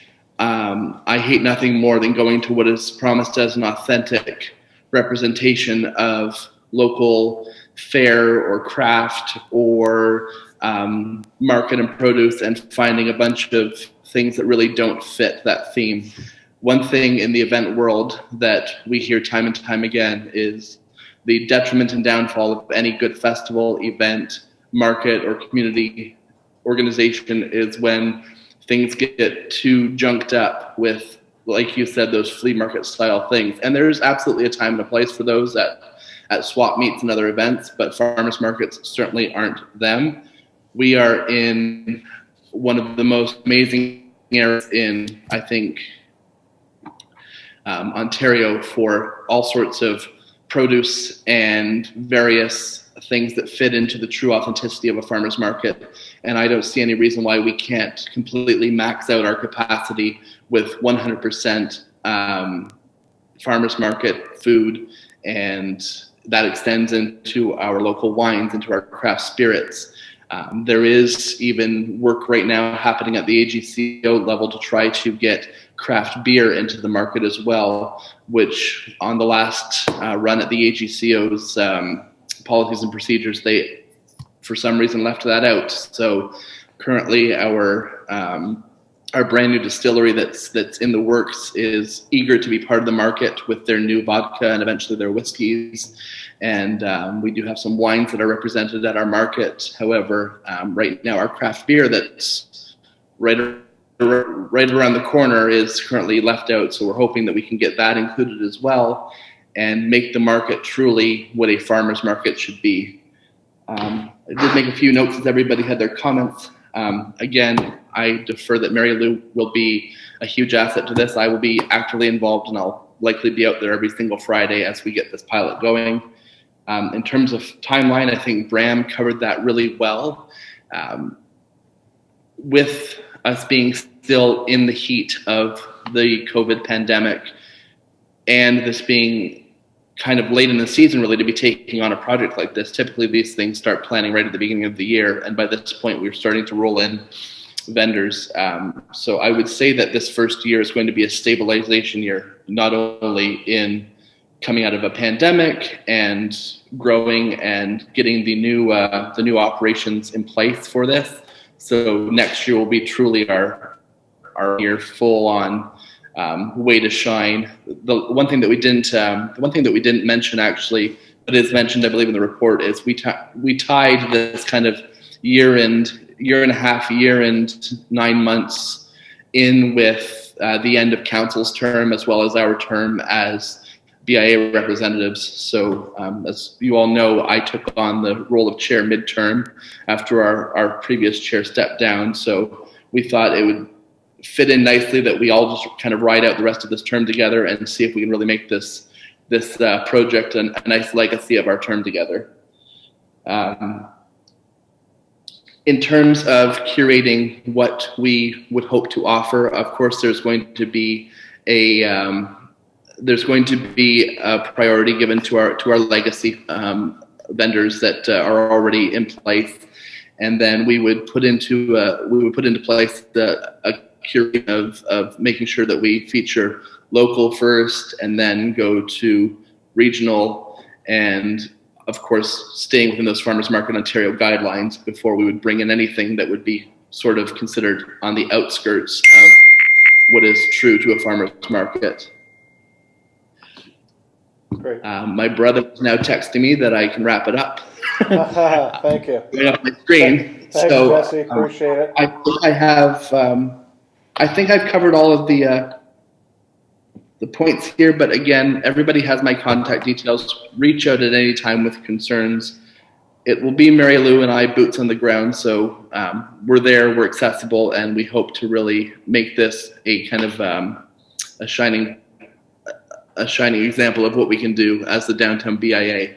So we look forward to not only the market, but also all of these spin-off benefits, events, and promotions that we can put together to promote all of downtown as well as all of Port Colborne. So thank you all for the opportunity, and it sounds like we're getting the green light. So I appreciate the support, and I really appreciate City Hall's staff, mayor, CAO, all the way down through working so quickly on this and letting us run with it. So thank you. Great, thank you.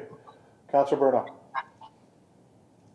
Thank you, Worship. Through you. I forgot to thank Bram for all his work. He answered my questions today. Just to Jesse and Bram, one thing you may want to consider on that coinciding with council term, and it's something what Councillor Desmarais said reminded me of it. You may want to, at least prior to the end of our term, let us know early enough, because actually it is quite daunting to then have the first item of business potentially of a new council, the renewal of your term. So I guess I'm not opposed to it. That's what you've decided. But if you are going to exit, I'm wondering if you could let us know earlier than the end of our term, so we might be able to right-size that. I kind of hope that you had carried over into someone else's term 6 months, so that the new council of the day would not be faced with making a rash decision. But anyways, just a thought for you guys to think about. Okay, thank you, Councillor. Through you, Mr. Mayor, to Councillor Bruno, that absolutely fits in with what we would want to do. We would, of course, want this to carry on indefinitely, and again, we're calling this a pilot, and we're hoping it becomes a permanent.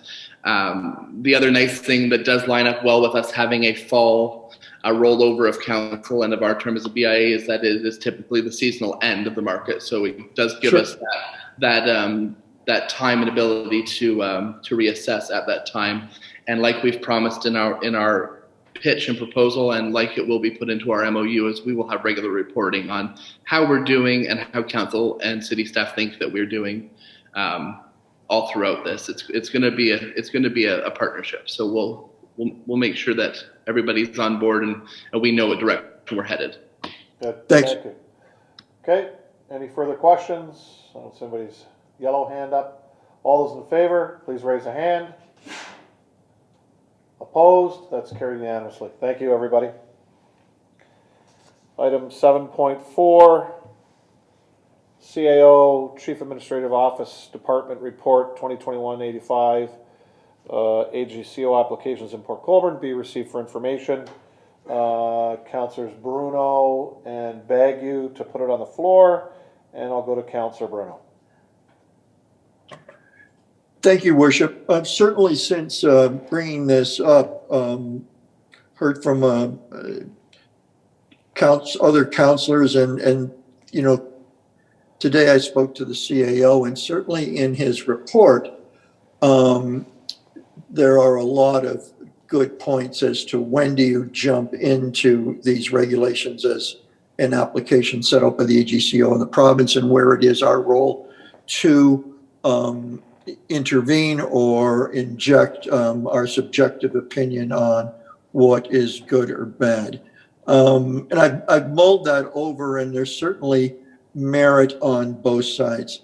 Having said that, the thing that I took note of in the CAO's report is that the other applications that are there seem to, besides this particular one with consumption in a convenience store in consumption areas, is that I think it is quite prudent and quite true, and I don't think I want to get into paradigms that are already established.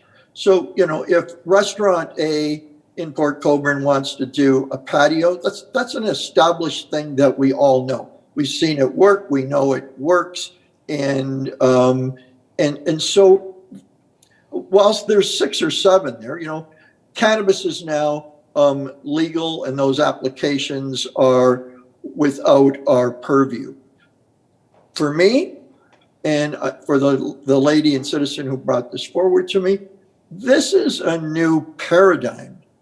This isn't about extending an existing liquor permit. This is a whole new level of consumption in a retail store in a designated area. I mean, we have people who are just doing food and beverage who've specialized in that. And to have to start having this in a convenience store, served in a, disposable cup from sort of noon to 11 p.m. I think that there is now ample opportunity with the sale of spirits and beer in grocery stores, the current retailers of that, the number of bars and restaurants that sell alcohol and are, quite frankly, specialized in that and struggling, particularly in pandemic. I really had to look at this as from a higher level, and that is, do I want to walk into a convenience store in Port Colborne and have that going on and have that sale going on and competing against our bars and restaurants? And the answer, quite simply, to me became no. And I'm not so sure that the general public in Port Colborne is aware of this, and perhaps not even other restaurants or licensed establishments. And I'd like to hear everyone else's comment. Yes, we can get the public to weigh in. There's only 2 or 3 days left. Again, I think most people aren't aware of this. I think there's potential for this being more problematic than in a licensed restaurant or bar. And for that reason, I'm going to be opposing it. And the reason I think that, although it's subjective, yes, that the city should weigh on this one, is because it is a new paradigm. It is a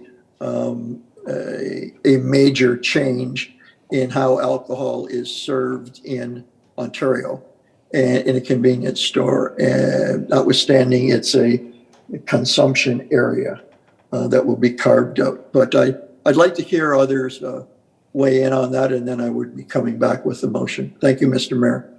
Councillor Desmarais? Thank you, Mr. Mayor. Through you, I did have a conversation with Councillor Bruno about this evening, just before council.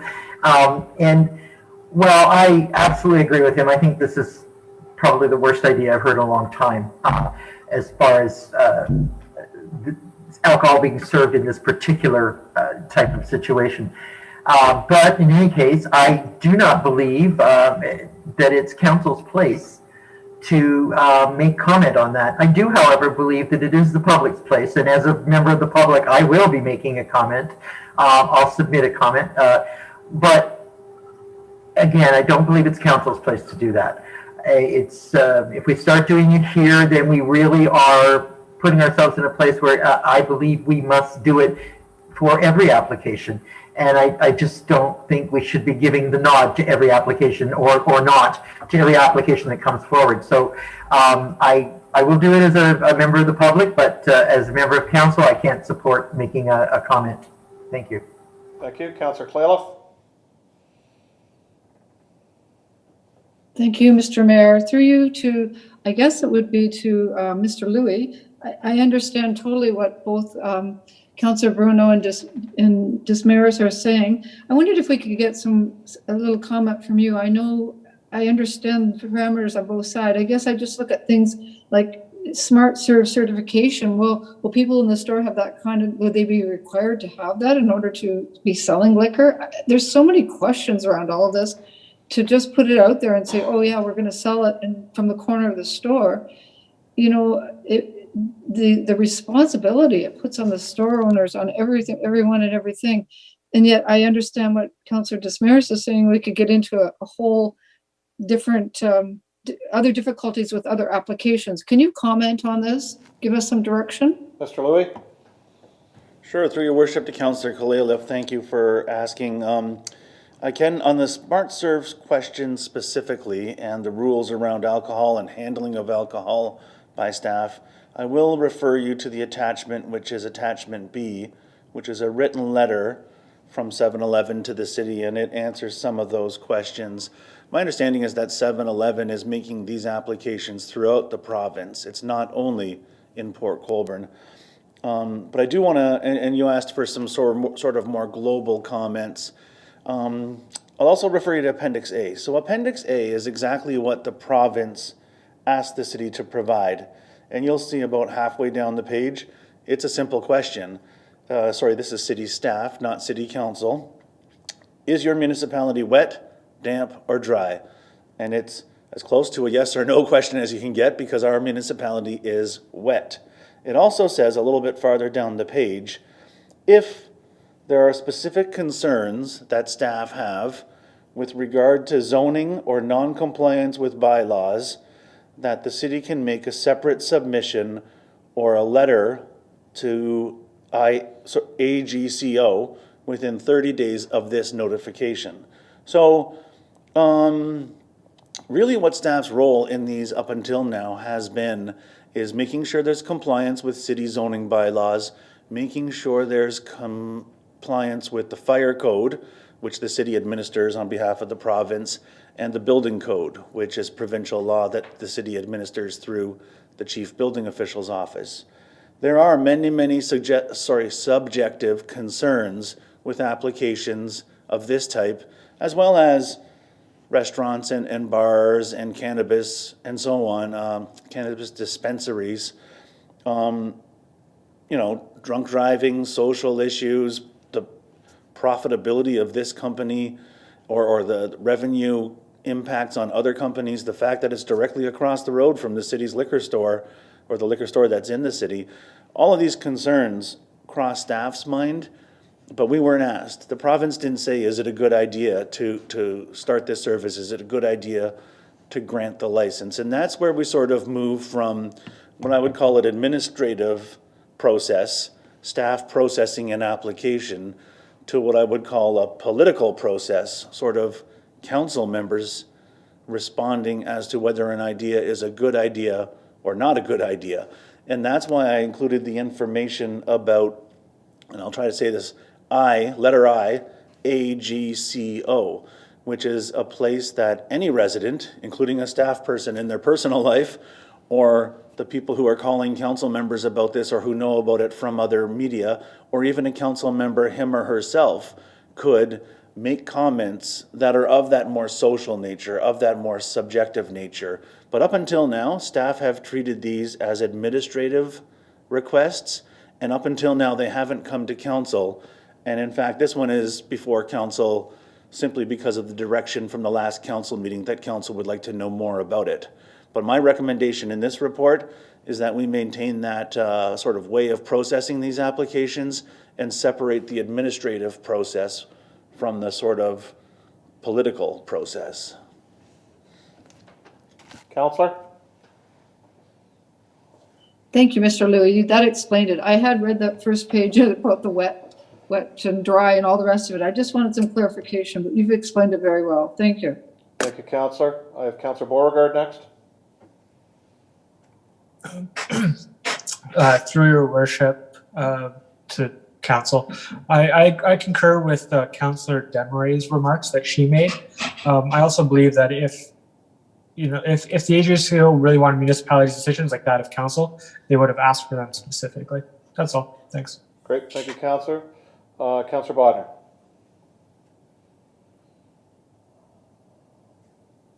Thank you, Mr. Mayor. I can't argue with any of the councillors. They all have good ideas. I'll just throw something out there. To start with, I don't think we should be involved in this. We don't have a yes or no vote in it.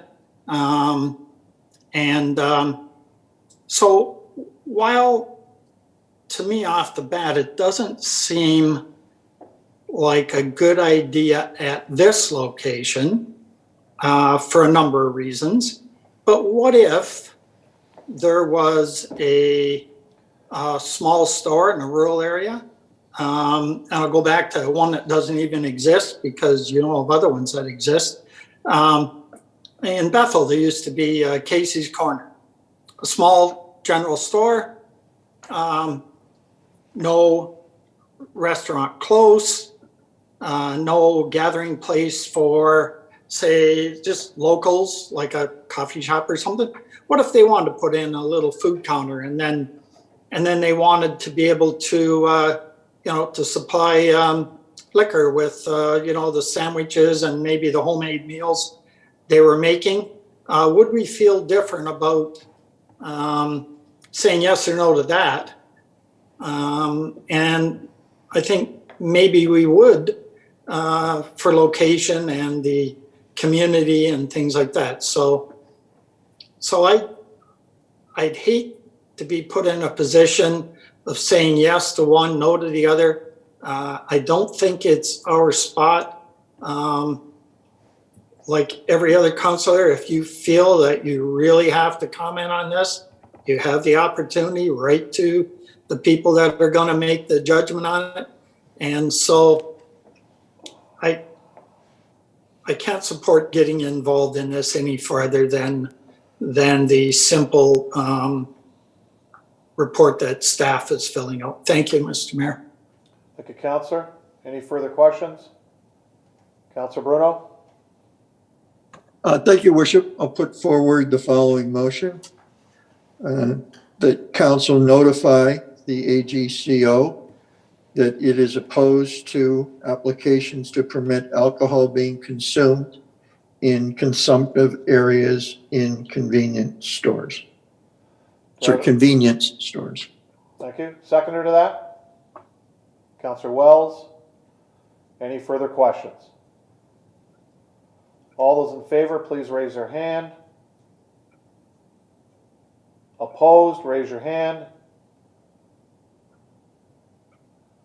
That motion is defeated.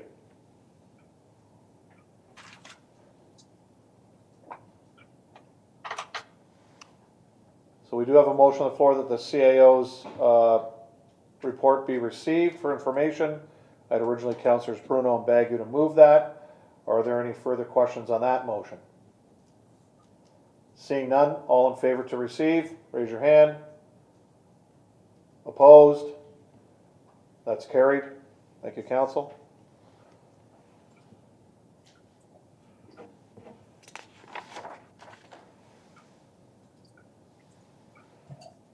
Item 7.6, sale of land to Greg and Carol Newman, 2021-64. I have Councillor Bagu and Councillor Clayliff bringing that forward. Councillor Bagu. Thank you very much, Mr. Mayor. Basically, last Friday, I went to this adjacent homeowner's address and talked to the homeowner and got a little bit more clarity. There seems to be some confusion somewhere. So because of that, I would like to refer the item back to the staff so that they may contact the adjacent property owner and get confirmation that they do not want to purchase the section of property that is currently their driveway. And also refer item 19.3 by law, Mr. Mayor. Great. Thank you, Councillor. I have Councillor Clayliff to second that. There are no questions on a referral. Coming back to council, Mr. Aquilina, can that come back at our next council meeting? Through you, Mr. Mayor, certainly can. I'm going to contact the property owner tomorrow to get some consideration what the next step is based on her interest in the land. So I will definitely do that and bring this back to council, hopefully the following meeting. Oh, sorry, that'll be the April meeting. I apologize, Mr. Aquilina, based on when the report has to be in. So it'll be the first meeting in April. Is that okay, Councillor Bagu? Yes, Mr. Mayor, thank you. Great, thank you. All those in favor for referral, please raise your hand. That's carried. Thank you, Council.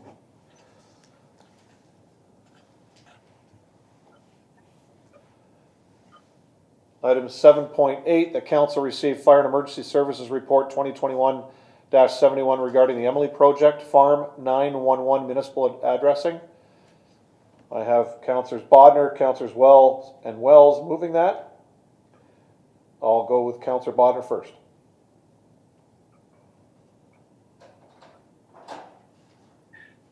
Thank you, Mr. Mayor. We have to make a recommendation on how we want to fund this or charge people for it. And I wonder, the fire chief is here, I see Mr. Lawson. Can you give us an idea on how those signs are funded now if somebody, purchases a piece of property, doesn't have a sign or something? Thank you. Mr. Lawson? Through you, Mr. Mayor, to council. Right now, when somebody builds a home out in the rural area where we do have 911 signs, that's part of their application fee to the city at the building department. It's about $15.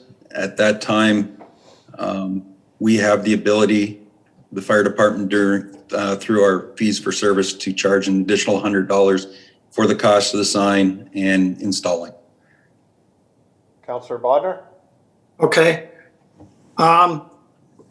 I guess that's what I really wanted to hear, and I'll wait in case someone else has got some comments on this. And if no one else does, I will bring a motion forward. Thank you. Thank you. Councillor Wells?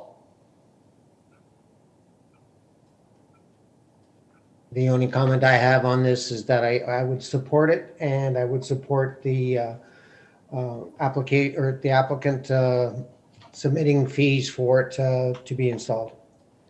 Thank you, Councillor. I have Councillor Bruno. Thank you, Worship. I agree with Councillor Wells on option 2. Through you to maybe Mr. Aquilina, I tried today in vain to get an answer from building as to what the charge was for, as Councillor Bodnar asked, a new home going in the city. My daughter and son-in-law had done a new home a couple of years, and I know the $15 charge, but I thought when I saw their charge of $115 that was more like what they paid. I would certainly say that in a cost recovery situation, if someone's building a new home in Port Colborne on a lot that is going to need a number at the end of the driveway, that the cost should be similar to the cost because you're a farmer in a rural area. I mean, at the time of building permit, quite frankly, when you're paying thousands of dollars in development charges, $1,000 or $2,000 for your building permit, a culvert deposit and fee, to charge the cost price of establishing one of these signs should be, if it's $115 to put in, $115. And so what I'm not for is that there's a differential in price. So, I mean, I'm for the item 2 and the $115 it costs to do this. And I would ask that if we're not charging that in the rest of the city non-farmland, that we should be. Because at the end of the day, that's just breaking even on it. And we do that with building permits and other fees. So I will support the charge back of the $150 or $115 that gives the city the cost of the sign and installation to the applicant. Thank you. Thank you. Councillor Beauregard? I no longer have a question. Thank you. Councillor Danch? Just through you, Mr. Mayor, a couple questions. And I understand the importance of what they're doing. If you look at our area and the farming that goes on, which is important, I think there's a residential addresses on the blue signs that would say 10745 Miller Road, 10799 Miller Road. If they're running on a GPS, they have that indication of where those two things are. If they have a field access, and I think that's what you're considering here, the ambulance should know that that's the area, or if it's the Chief Lawson and stuff like that, they know where they're going. If you get into some of the other areas and, I don't know, use Leamington, use Newmarket, Holland Marsh, where you have miles of fields and farmers accessing it off of, secondary roads and stuff like that, I could see the importance there. I don't know if it's all that necessary around here with the farming we have. And on the second point, if we're going to install these signs, you got Bell, you got gas, different services in the ground. You certainly don't want to hit one of these things if you're going to go out there and just pop a sign into the field access and that. So just a couple points of interest I've got. I don't know who can answer that one. Chief Lawson? Yeah, I can answer that through the mayor to all of council. So part of the process, Councillor Danches, we do call for locates. So we actually go out, stake the location, call in the locates, they call in the locates. And at that time, we put in the sign safely that way. As far as the signage goes, I think this is an opportunity for landowners that want to do it. I think in the report, we said that it was a request basis. So I think we're just giving those people that want the opportunity to have the opportunity to, if they feel it's that one step closer to making their families safer. Okay, Councillor Danch? And that's acceptable. Thanks for that, Chief Lawson. I just wondered if the $115 cost is going to be anywhere close to the locate that needs to be done. I mean, I'm not trying to be cheap about this, and I know it all goes back to the loss of a life for a young girl, and that's nothing that can ever be replaced. But I don't know, I guess the way Scott represented it, saying that it's on a volunteer basis, I guess if we notice some blue signs that we've always had and some green ones, we can know that that person wants to be recognized that way, I guess.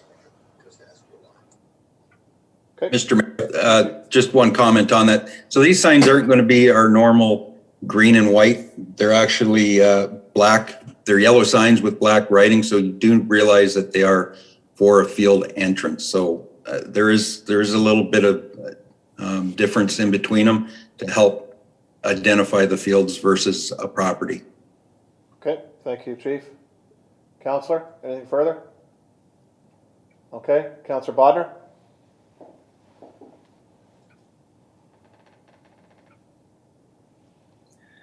Thank you, Mr. Mayor. It sounded like a motion that Councillor Bruno made. If that's the case, I'd be happy to second that. And as long as we put in there that the fee is actually 115, it says it way down in the body of the report, but it doesn't say it as right on option 2. But if Councilor Bruno was making that motion, it sounded like he did, I would be happy to second that. Actually, I think he was giving support, knowing that we were coming back to you for you to make the motion. Okay. Which is what he All said. right. So that's what I'm going to do, Councillor. Because you talked about it earlier, I'll put you down as the mover. I'll put Councillor Bruno down as the seconder. Okay. That we move forward with this at the cost recovery of what it is today of $115. Absolutely. Okay. Any questions on the motion? Okay. Seeing none, all those in favor? That's carried. Scott, if you can also notify the Niagara Region's Agricultural Committee.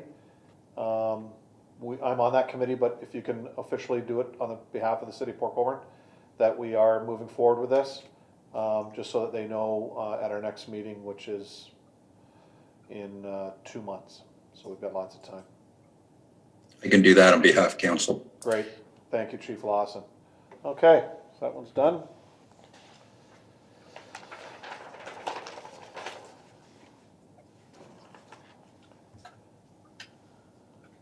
Item 7.9, Engineering and Operations Department Report 2021-65 be received. That the Director of Public Works be directed to construct a sidewalk on the south side of Clarence Street from the existing sidewalk west of Wood Lane to Hampton Avenue. That the Director of Public Works be authorized to complete the work under the 2021 concrete sidewalk contract with signature contractors at the unit rate set within the contract agreement. I have Councillor Bagu putting that on the floor. I'll have Councillor Clayliff second that. Councillor Bagu. Thank you very much, Mr. Mayor. First of all, I'd like to really thank Matthew Pilon and all of operations. A very good report, very transparent. And seeing in the thing that the houses affected would be notified as soon as possible, if passed, of course. And I think the write-up to council was very thorough, and I do appreciate it, Mr. Mayor. So. Thank you, Councillor. Any further questions? Councillor Clayliff. I too just want to chime in on that and thank everyone on this. I think that it's a great, it's a great report. It shows the options. I think that they did a great job on what we did last year, and this is a nice completion piece to all of it. Thanking staff. Thank you, Councillor. I have one question through to Mr. Kalamoto. Mr. Kalamoto, at the same time, due to the fact that between Hampton and really Michael Drive, where the first curve is on this straightaway, or where it's a straightaway and then goes into a curve, will you be working on, when putting the sidewalk in, with some traffic calming measures, because it is a quite wide street at that point, and that is a complaint issue that I'm sure both ward councillors have received and I receive as the mayor. Can we look at those at the same time when you're building that? Mr. Mayor, yes, we can absolutely look at some traffic calming measures in that area. Good, thank you, I appreciate that. Any further questions, council? Councillor Bruno. Thank you, Worship. Through you to Mr. Kalamuto. I did drive by and check the existing sidewalk in the new phase of the subdivision there that was put in by the developer. When I looked at Stanley Street, which has had many kudos for its walkability and width, I don't know if the existing sidewalk that's been put in the new subdivision will match that width as per Stanley Street. Was the plan that was estimated a sidewalk similar to the width of the one on Stanley? Mr. Kalamoto? Through you, Mr. Mayor, we do have to abide by the AODA standards, so they would be similar to what is installed in Stanley, as I assume that they would have been installed under that same regulation, since it is a few years old. So those are the ones that we would be putting in. Typically, it's 1.8 meters. Great. Thank you, Chris. Thank you, Mr. Mayor. Thank you, Councillor. Any further questions? All those in favor, raise a hand. Well, that's carried unanimously. Thank you. Thank you, staff.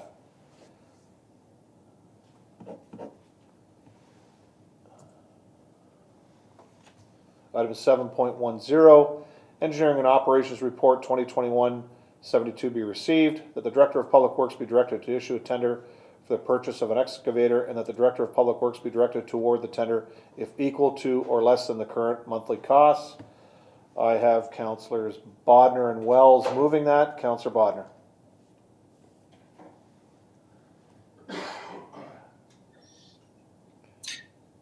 Thank you, Mr. Mayor.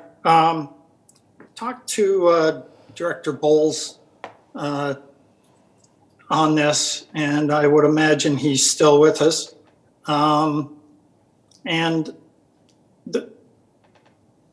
the report comes across as a done deal to purchase the excavator. I wonder whether Mr. Bowles could comment on if that's actually the purpose of the report, or is it just to get the okay to go and see how much that actually would be?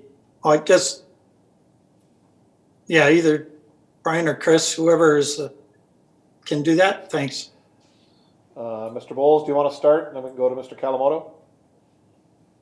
Yeah, through the mayor to council and to Councillor Bodnar, when we had the conversation, that was actually my understanding that what we were trying to accomplish with respect to this report was we did tell council that we weren't going to go out and buy any major equipment until we came back with a multi-year equipment plan. And we did have some change in staff within the Public Works Department, so we're a little bit behind in putting together that multi-year plan. We wanted council to be aware that we were going to go out and get some, do a tender to actually find out what the pricing would be so we could do and finalize the full business case to compare the different options that might be available versus, I believe, the trial that had started a couple years ago previously where we had outsourced this work.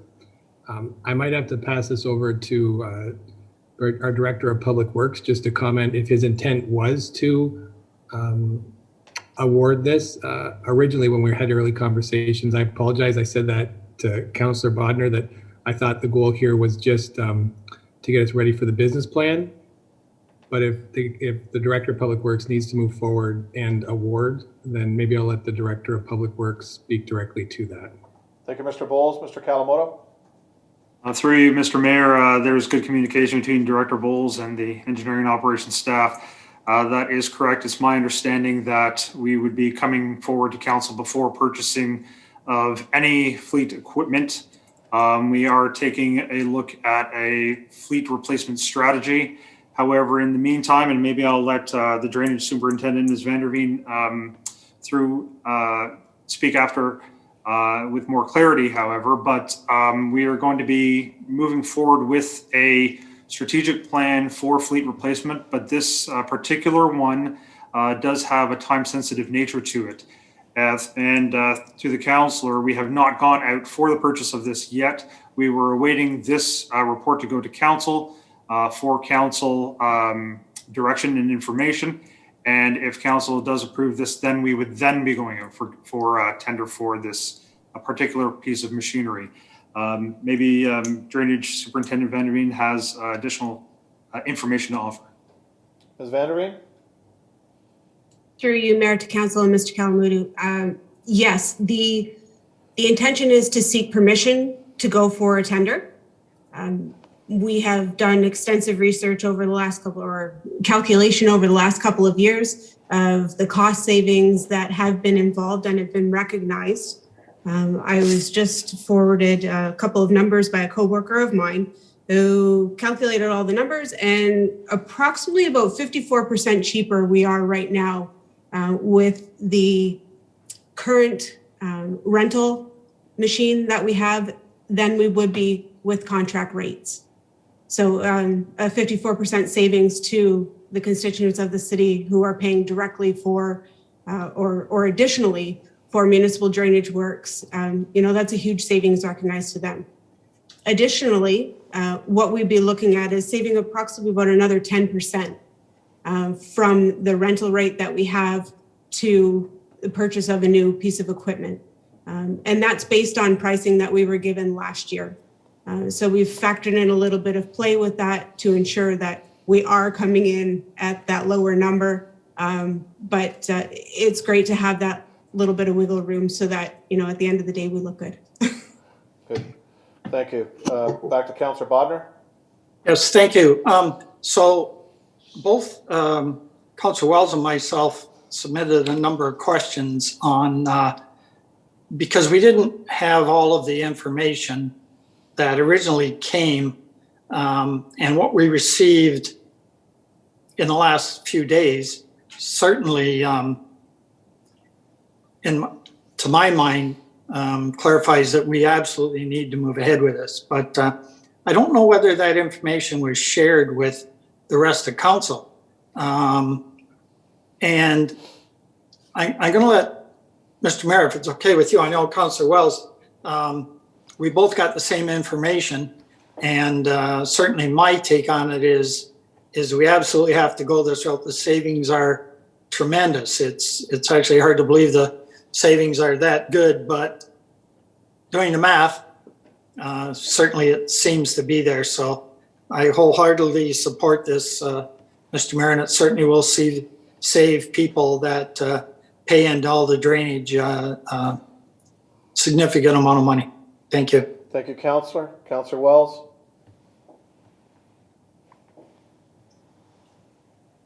Thank you, Your Worship.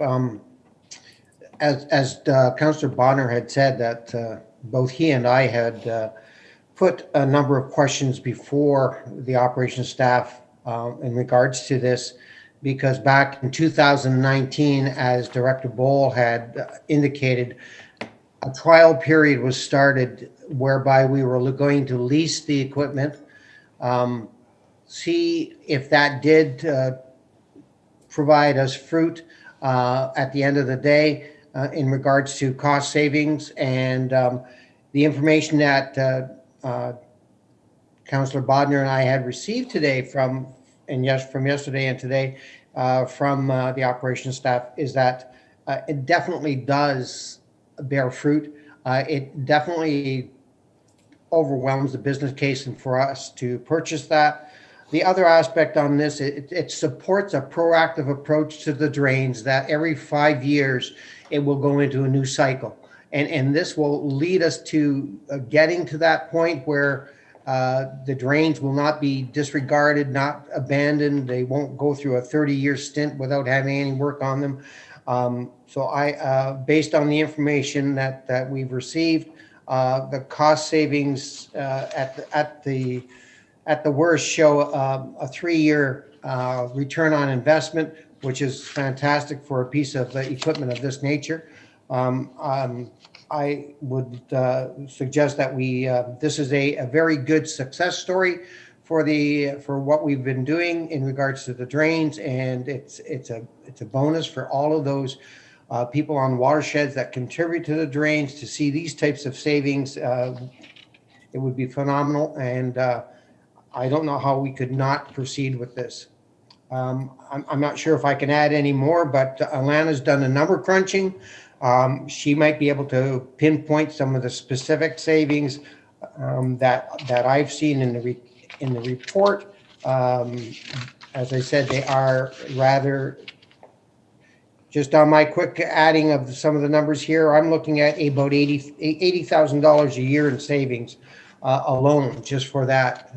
So it's a tremendous savings. Thank you, Councillor. Councillor Danch. Sorry, I was just sitting back watching the game there.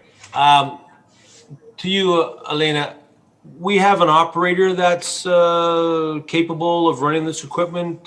Should we buy it? Obviously, we're renting one and just want to verify that.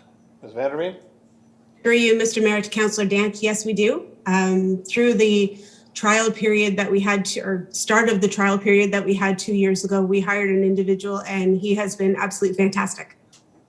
Councillor?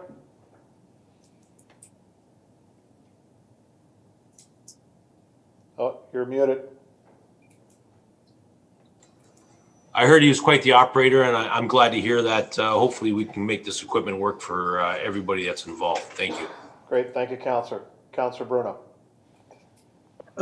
Thank you, Worship. Thank you, Councillor Bodner and Wells, for offering up that. No, we didn't get that, but I certainly trust both of your judgments in looking at that. Through you to Alana.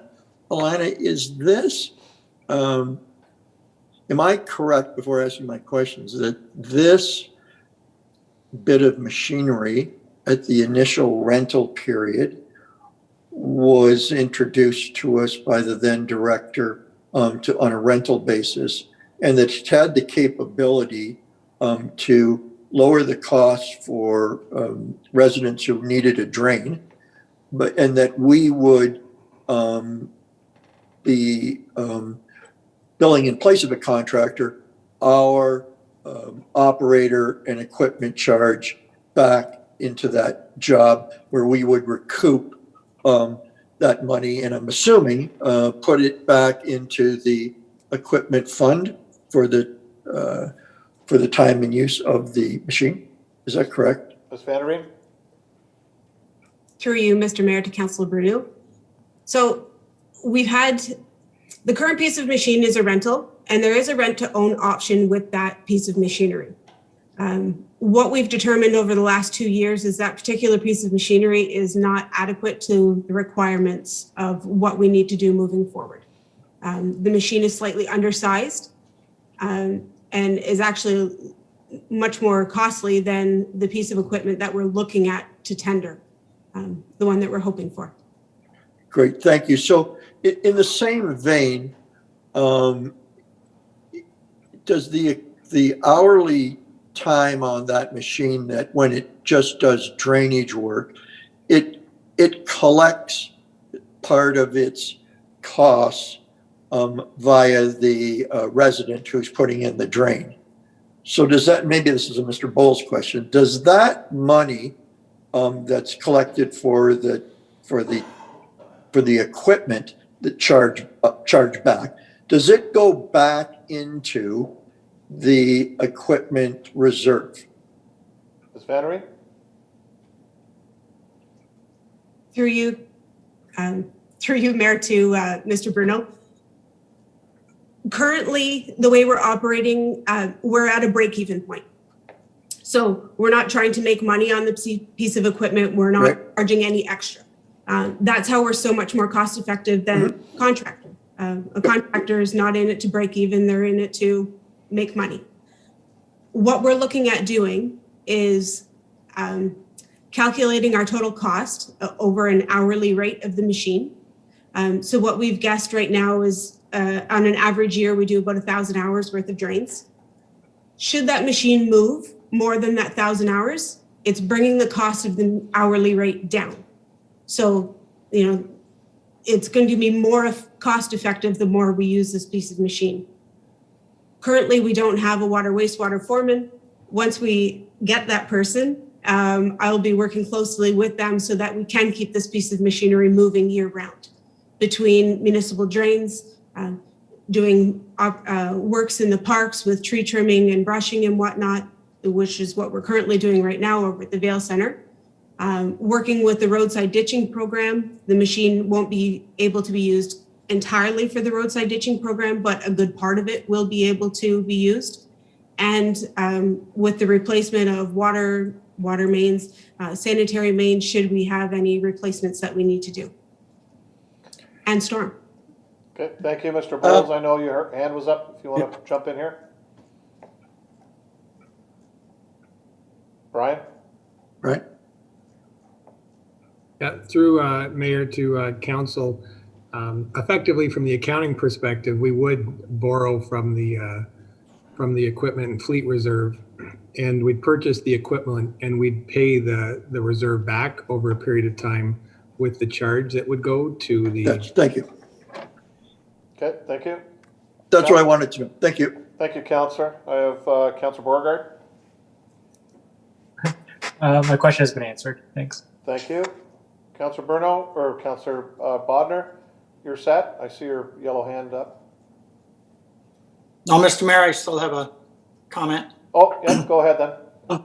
Can I ask that either Chris or Lana, that we share the figures with all of council that Councillor Wells and I have? I appreciate the fact that they trust us to do the right thing here, but I'd like to spread some good news out on this one. Staff's done a pretty good look at this, and I think you'll be surprised at what actually could be done when we get this.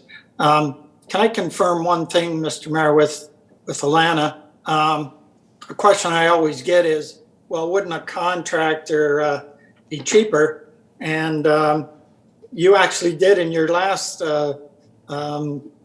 fax to us show us that per meter that we can do it a lot cheaper than hiring a contractor. So Can you confirm that that's the case?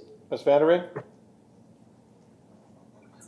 Yes, that is the case. As I was mentioning earlier, because a contractor is in it to make money and the city is not, we're in it to break even. So any cost savings is definitely recognized by the constituents of the municipality. Counselor? Great. No, I'm good. Thank you, Counselor. We're only going to trust you just this once. So, Mr. Kalamoto, Mr. Kalamoto, can you make sure that your staff sends that information to all of council? Through you, Mr. Mayor, we can, just with the caveat that they are estimates, as we just mentioned, we have not gone out for tender as yet. So these are the numbers that we are working with respect to conversations that the Drainage Superintendent Vanderveen has had. So they are estimates, but we are hoping for those numbers once we do tender. And so just wanted to put the caveat on those. Okay. But yes, we will definitely forward those estimates to the rest of the council members. Great, thank you. Any further questions? Thank you, council. Seeing none, before I do the vote, I just want to confirm with the public and those that are with our media out there so they get the correct answer, or is that this is the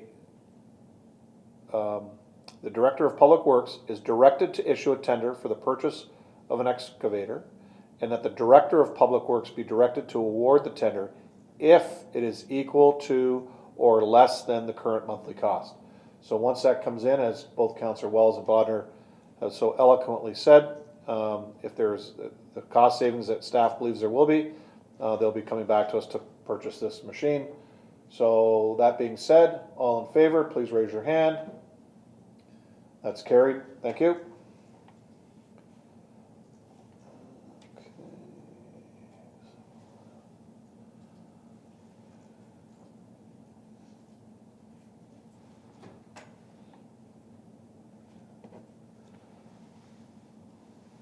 Item 7.11 is the Chief Administrative Office Report 2021-81 be received, that Council approve the creation of a new Economic Development Reserve account to be used for land proceeds, acquisitions, development costs, and other strategic economic development initiatives, that the net proceeds from Phase 1 of the City Real Estate Initiative be directed to the new Economic Development Reserve. I have Councillors Bruno and Bagu moving this. Councillor Bruno. Thank you, Worship. I like this report through you to Bram. Great job with you and Gary putting this together. Two things. One is it talks about development. I was wondering in this reserve, if we have other properties that we have to clean up, and that's a cost before putting them on the market, do you see this reserve being used to clean up those properties for the purposes of resale? Will it decimate the account, or otherwise we've got to go to the levy or another way to make those properties whole? So how do we see this reserve being used in the case where we want to remarket a piece of land that we have that may be contaminated? Would that come in under this? Mr. Cotton? Through you, Mr. Mayor, to Councillor Bruno, the purpose of the reserve fund is it does encompass that. My hope would be that we would use some money from, if there was an instance such as that, we'd use some money from the account. It could be used as starter money for us to go and get additional dollars from the federal or provincial government for cleanup, or it could be used to offset costs from the levy. So, for example, a cleanup of a contaminated site could be $1 million. I don't believe we would want to decimate the reserve fund by using all of it if it was ever to reach that amount for something like this, but I think it could certainly be used to augment or subsidize going against the levy, and also be used as funds that we could ideally have matched through federal and or provincial grant programs for brownfields. Great, thank you. Last question. With respect to you being able to use those monies to do various things and develop opportunities vis-a-vis economic development, when we sell surplus properties or tax sale properties that we get back, Currently, Mr. Long has grabbed a number of them recently, and as everybody's aware, sold them to the market. And I didn't know if you see that Dev could also do the sale of properties that we have. And I asked that for the specific reason that, you know, in your network and in your day-to-day job, you're seeing opportunities, you're seeing people who ask for properties. It may be a little different because most of these have been residential, but I didn't know if you saw it as a best use of your time and better strategy for the user of the proceeds to also be the seller all in one, or do you see that more as a joint thing? I believe it is in concert with our real estate agent. It would be something that we as a department could do if we had available land and we were talking and someone had mentioned that they were interested. I think there'd be a process that we would go through with them, but there's nothing that would stop us from promoting that property to them. No. Great. Yeah, I'm sure you can sort that out, or Mr. Louie, or in a reorg or whatever, or Mr. Long has other things to do, whether that makes sense. I'll leave that to you internally, but I just wanted to raise that as a possibility and an opportunity. Thank you. Thank you, Mr. Mayor. Thank you, Councillor. Councillor Bagu. Thank you very much, Mr. Mayor. Basically, probably a question for either CEO or Mr. Bowles. The 6 properties that these funds came from, the previous sales of property the city has made in, like, say, 2019, my understanding, it went to the reserve account. Is that something totally different than this, or is that money going to come forward into this also reserve account? Like, it seems like we have 2 reserve accounts for past sale of property, like example, Lorraine Road or whatever. We sold the properties there. Mr. Bowles? Yeah, through yourself, Mayor, to council. Historically, properties that have been sold have gone into the general TCA or capital asset reserve unless they've been specifically earmarked to go to a different reserve. So I guess I would put to council that the past practice has been to put it to a capital reserve.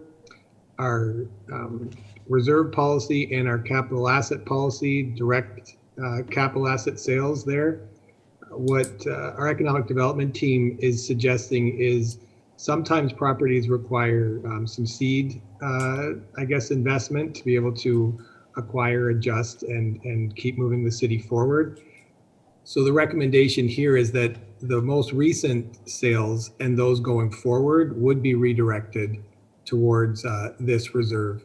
And that is something that as the reserve kind of grows or depletes can be reviewed by council. And we've committed from finance that starting for the April period end, we would have an update to council on reserve and the accounts every trimester. So you as council would be able to review the condition of those reserves.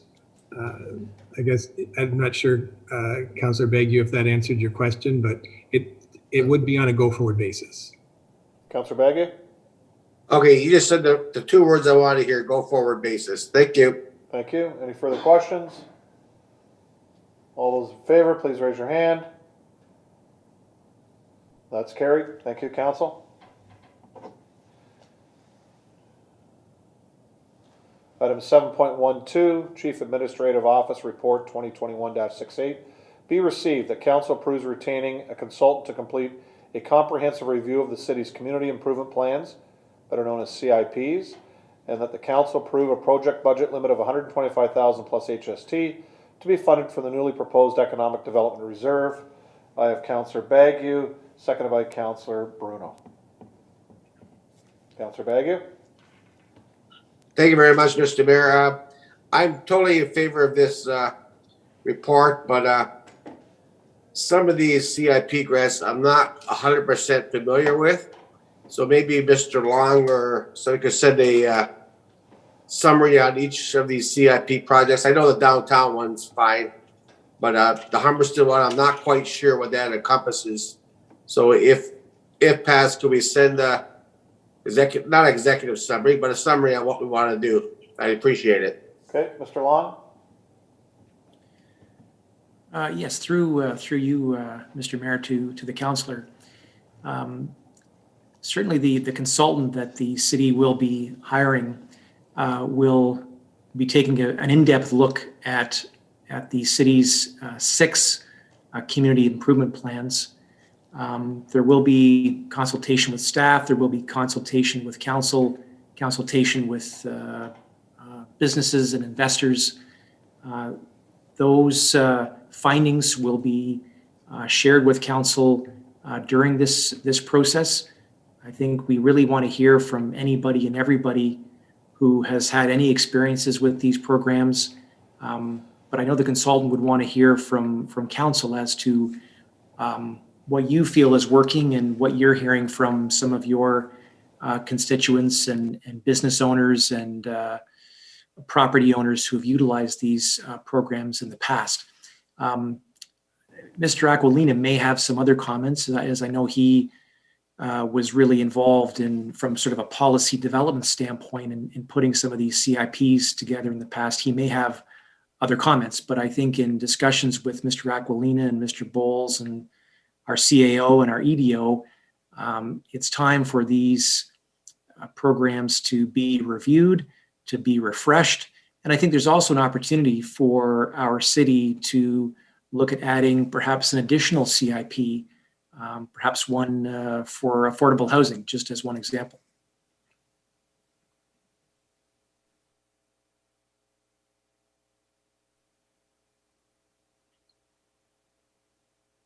I apologize.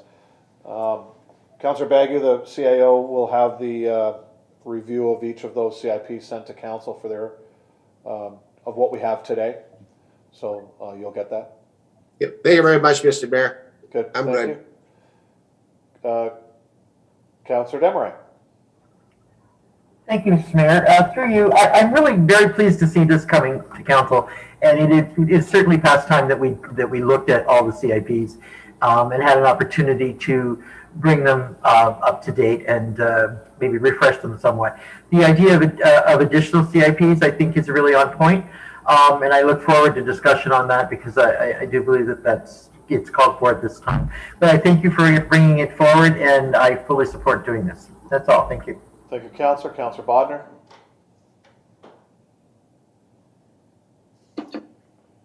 Thank you, Mr. Mayor. A great idea.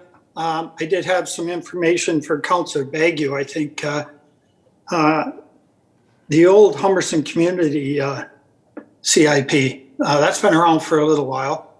My memory's not as good as it was, but what I do remember that in there was that the city was supplying clear plastic bags to certain businesses in the old Humberson area for whatever way they wanted to use it. So I may be wrong on that, but it's something like that anyways. Thanks. Thank you, Councillor Bodnar. Councillor Danch. The only clear plastic bags that have been given out are the ones that I'm giving away. I've been on this street for, make it easy, I'll say 40 years. I'm an East Side born and raised, and I moved to the West Side. Our CIP that was done approximately 9 years ago, other than little fix up on the street and stuff like that, hasn't really generated a whole lot.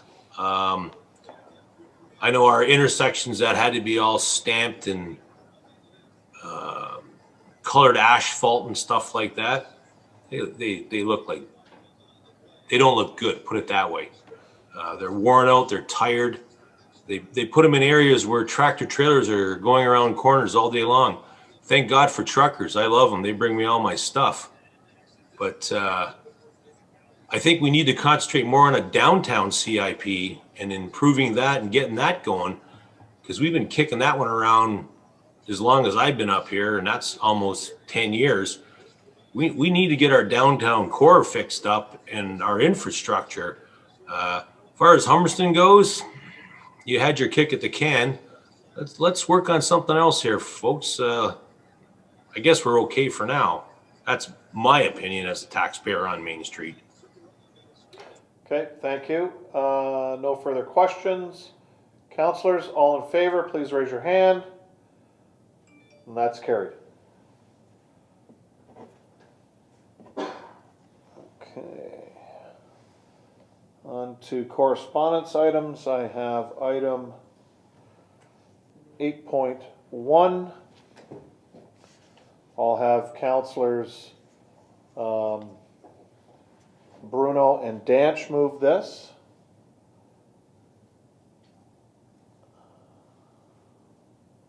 Let me pull it up so I can read it. This is from our EDO, Bram Cotton, with regards to Young Bunslauer has asked for a letter of support from council regarding their provincial OMAFRA grant application. The suggested wording of support is as follows. I was pleased to learn that Young Bunslauer is considering the expansion of their business in Port Colborne with the addition of a new lactic acid facility valued at $50 million. This enterprise will also provide 30 new jobs, enhancing Ontario's dynamic and strong economy. JBL is a significant economic generator in Port Colborne for sustaining and growing the local economy, and this investment is important to Ontario. This is an exciting opportunity, and I want to extend my appreciation to JBL for its current operations in our province and its expansion considerations. I've got that moved on the floor. Mr. Cotton, anything to add?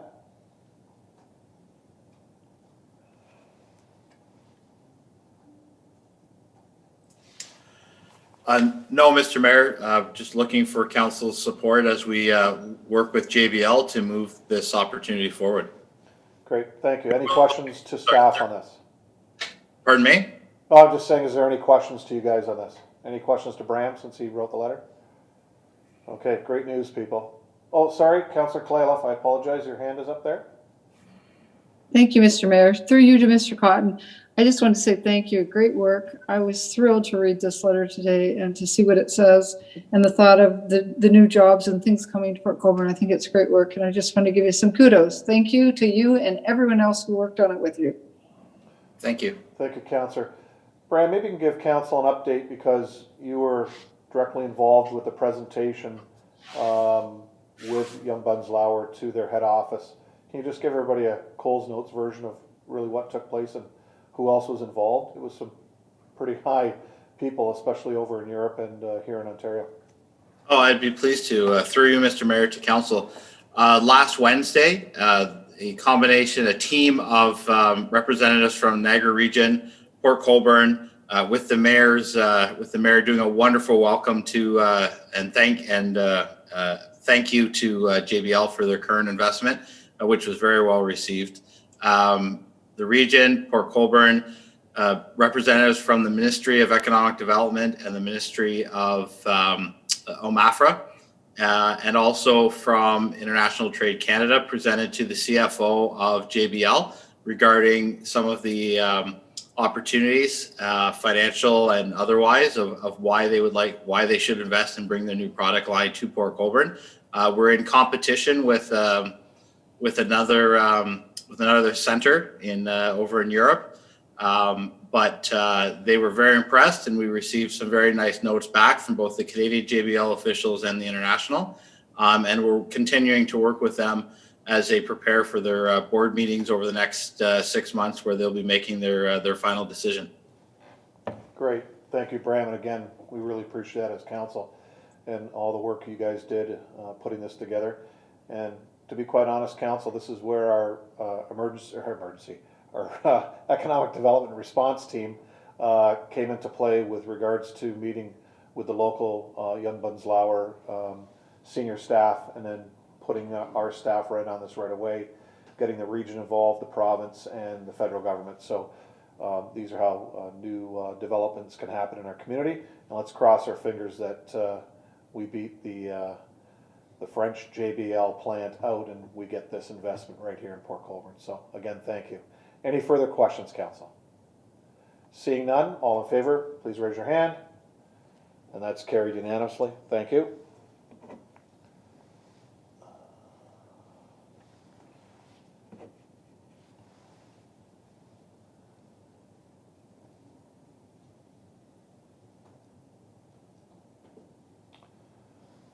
Okay, council, item 8.2, again from our EDO, Bram Cotton. It's regarding Rogers Communications Canada, Inc. requests support for improved broadband access. They are looking for a letter of support, which Bram will put together. Any questions to, or I'll have councillors Beauregard and Desmarais move that. Any questions to staff? Seeing none, all in favor, please raise your hand. That's carried unanimously, thank you. Item 8.4 is pulled for Councillor Bodner's conflict. Item 8.4 is the Town of Niagara-on-the-Lake support for the wine sector. I'll have councillors Kalaliff and Desmarais move that. Again, for Councillor Bodner. Any questions? Seeing none, all in favor? That's carried. Thank you, council.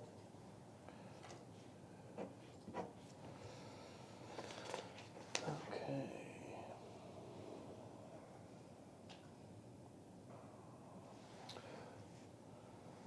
Presentation. Okay. There are no motions this evening. That's item 16. Item 17. Council, any notices of motion? Seeing none. We have the minutes of boards, committees. This is the Port Colborne Library Board.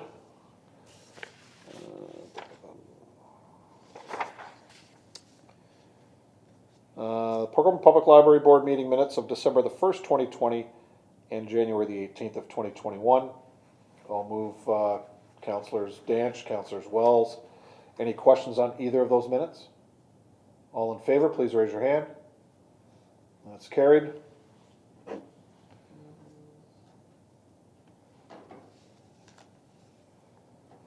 Okay, Madam Clerk, bylaws 19.1, 19.2, and 19.3 are no longer, correct? Yeah.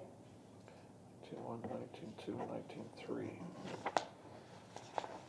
All of Councillors Beauregard and Bodner move bylaws 19.4, 19.5, and 19.6. So let me go back to the beginning, make sure councillors.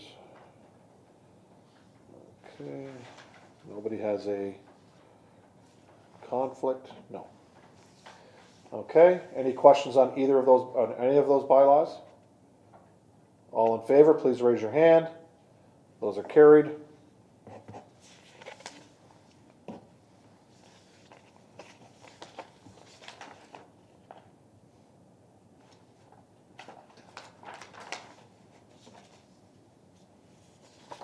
On to item 20, confidential items. Moved by Councillors Bruno and Desmarais. The council do now proceed into closed session in order to address the following matters. Item 20.1, minutes of the closed session portion of the February 22nd, 2021 council meeting, and item 20.2, Planning and Development Department Report 2021-83, pursuant to the Municipal Act 2001, subsection 2392E, litigation or potential litigation, including matters before administrative tribunals affecting the municipality or local board. Are there any questions to that? All those in favor, please raise their hand.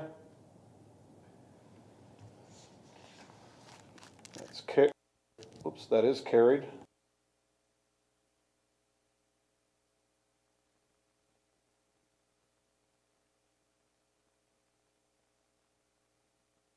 And under item 20.2, we do have one conflict, Councillor Beauregard. So Councillor Beauregard doesn't need to attend the in-camera portion of this, obviously. So the rest of us, 10 minutes, and we'll reconvene under the in-camera Zoom. Thank you, Council. And for those at home, we will not be coming back live for this once we come out of camera. So we thank you for watching this evening. And remember, stay safe and be kind.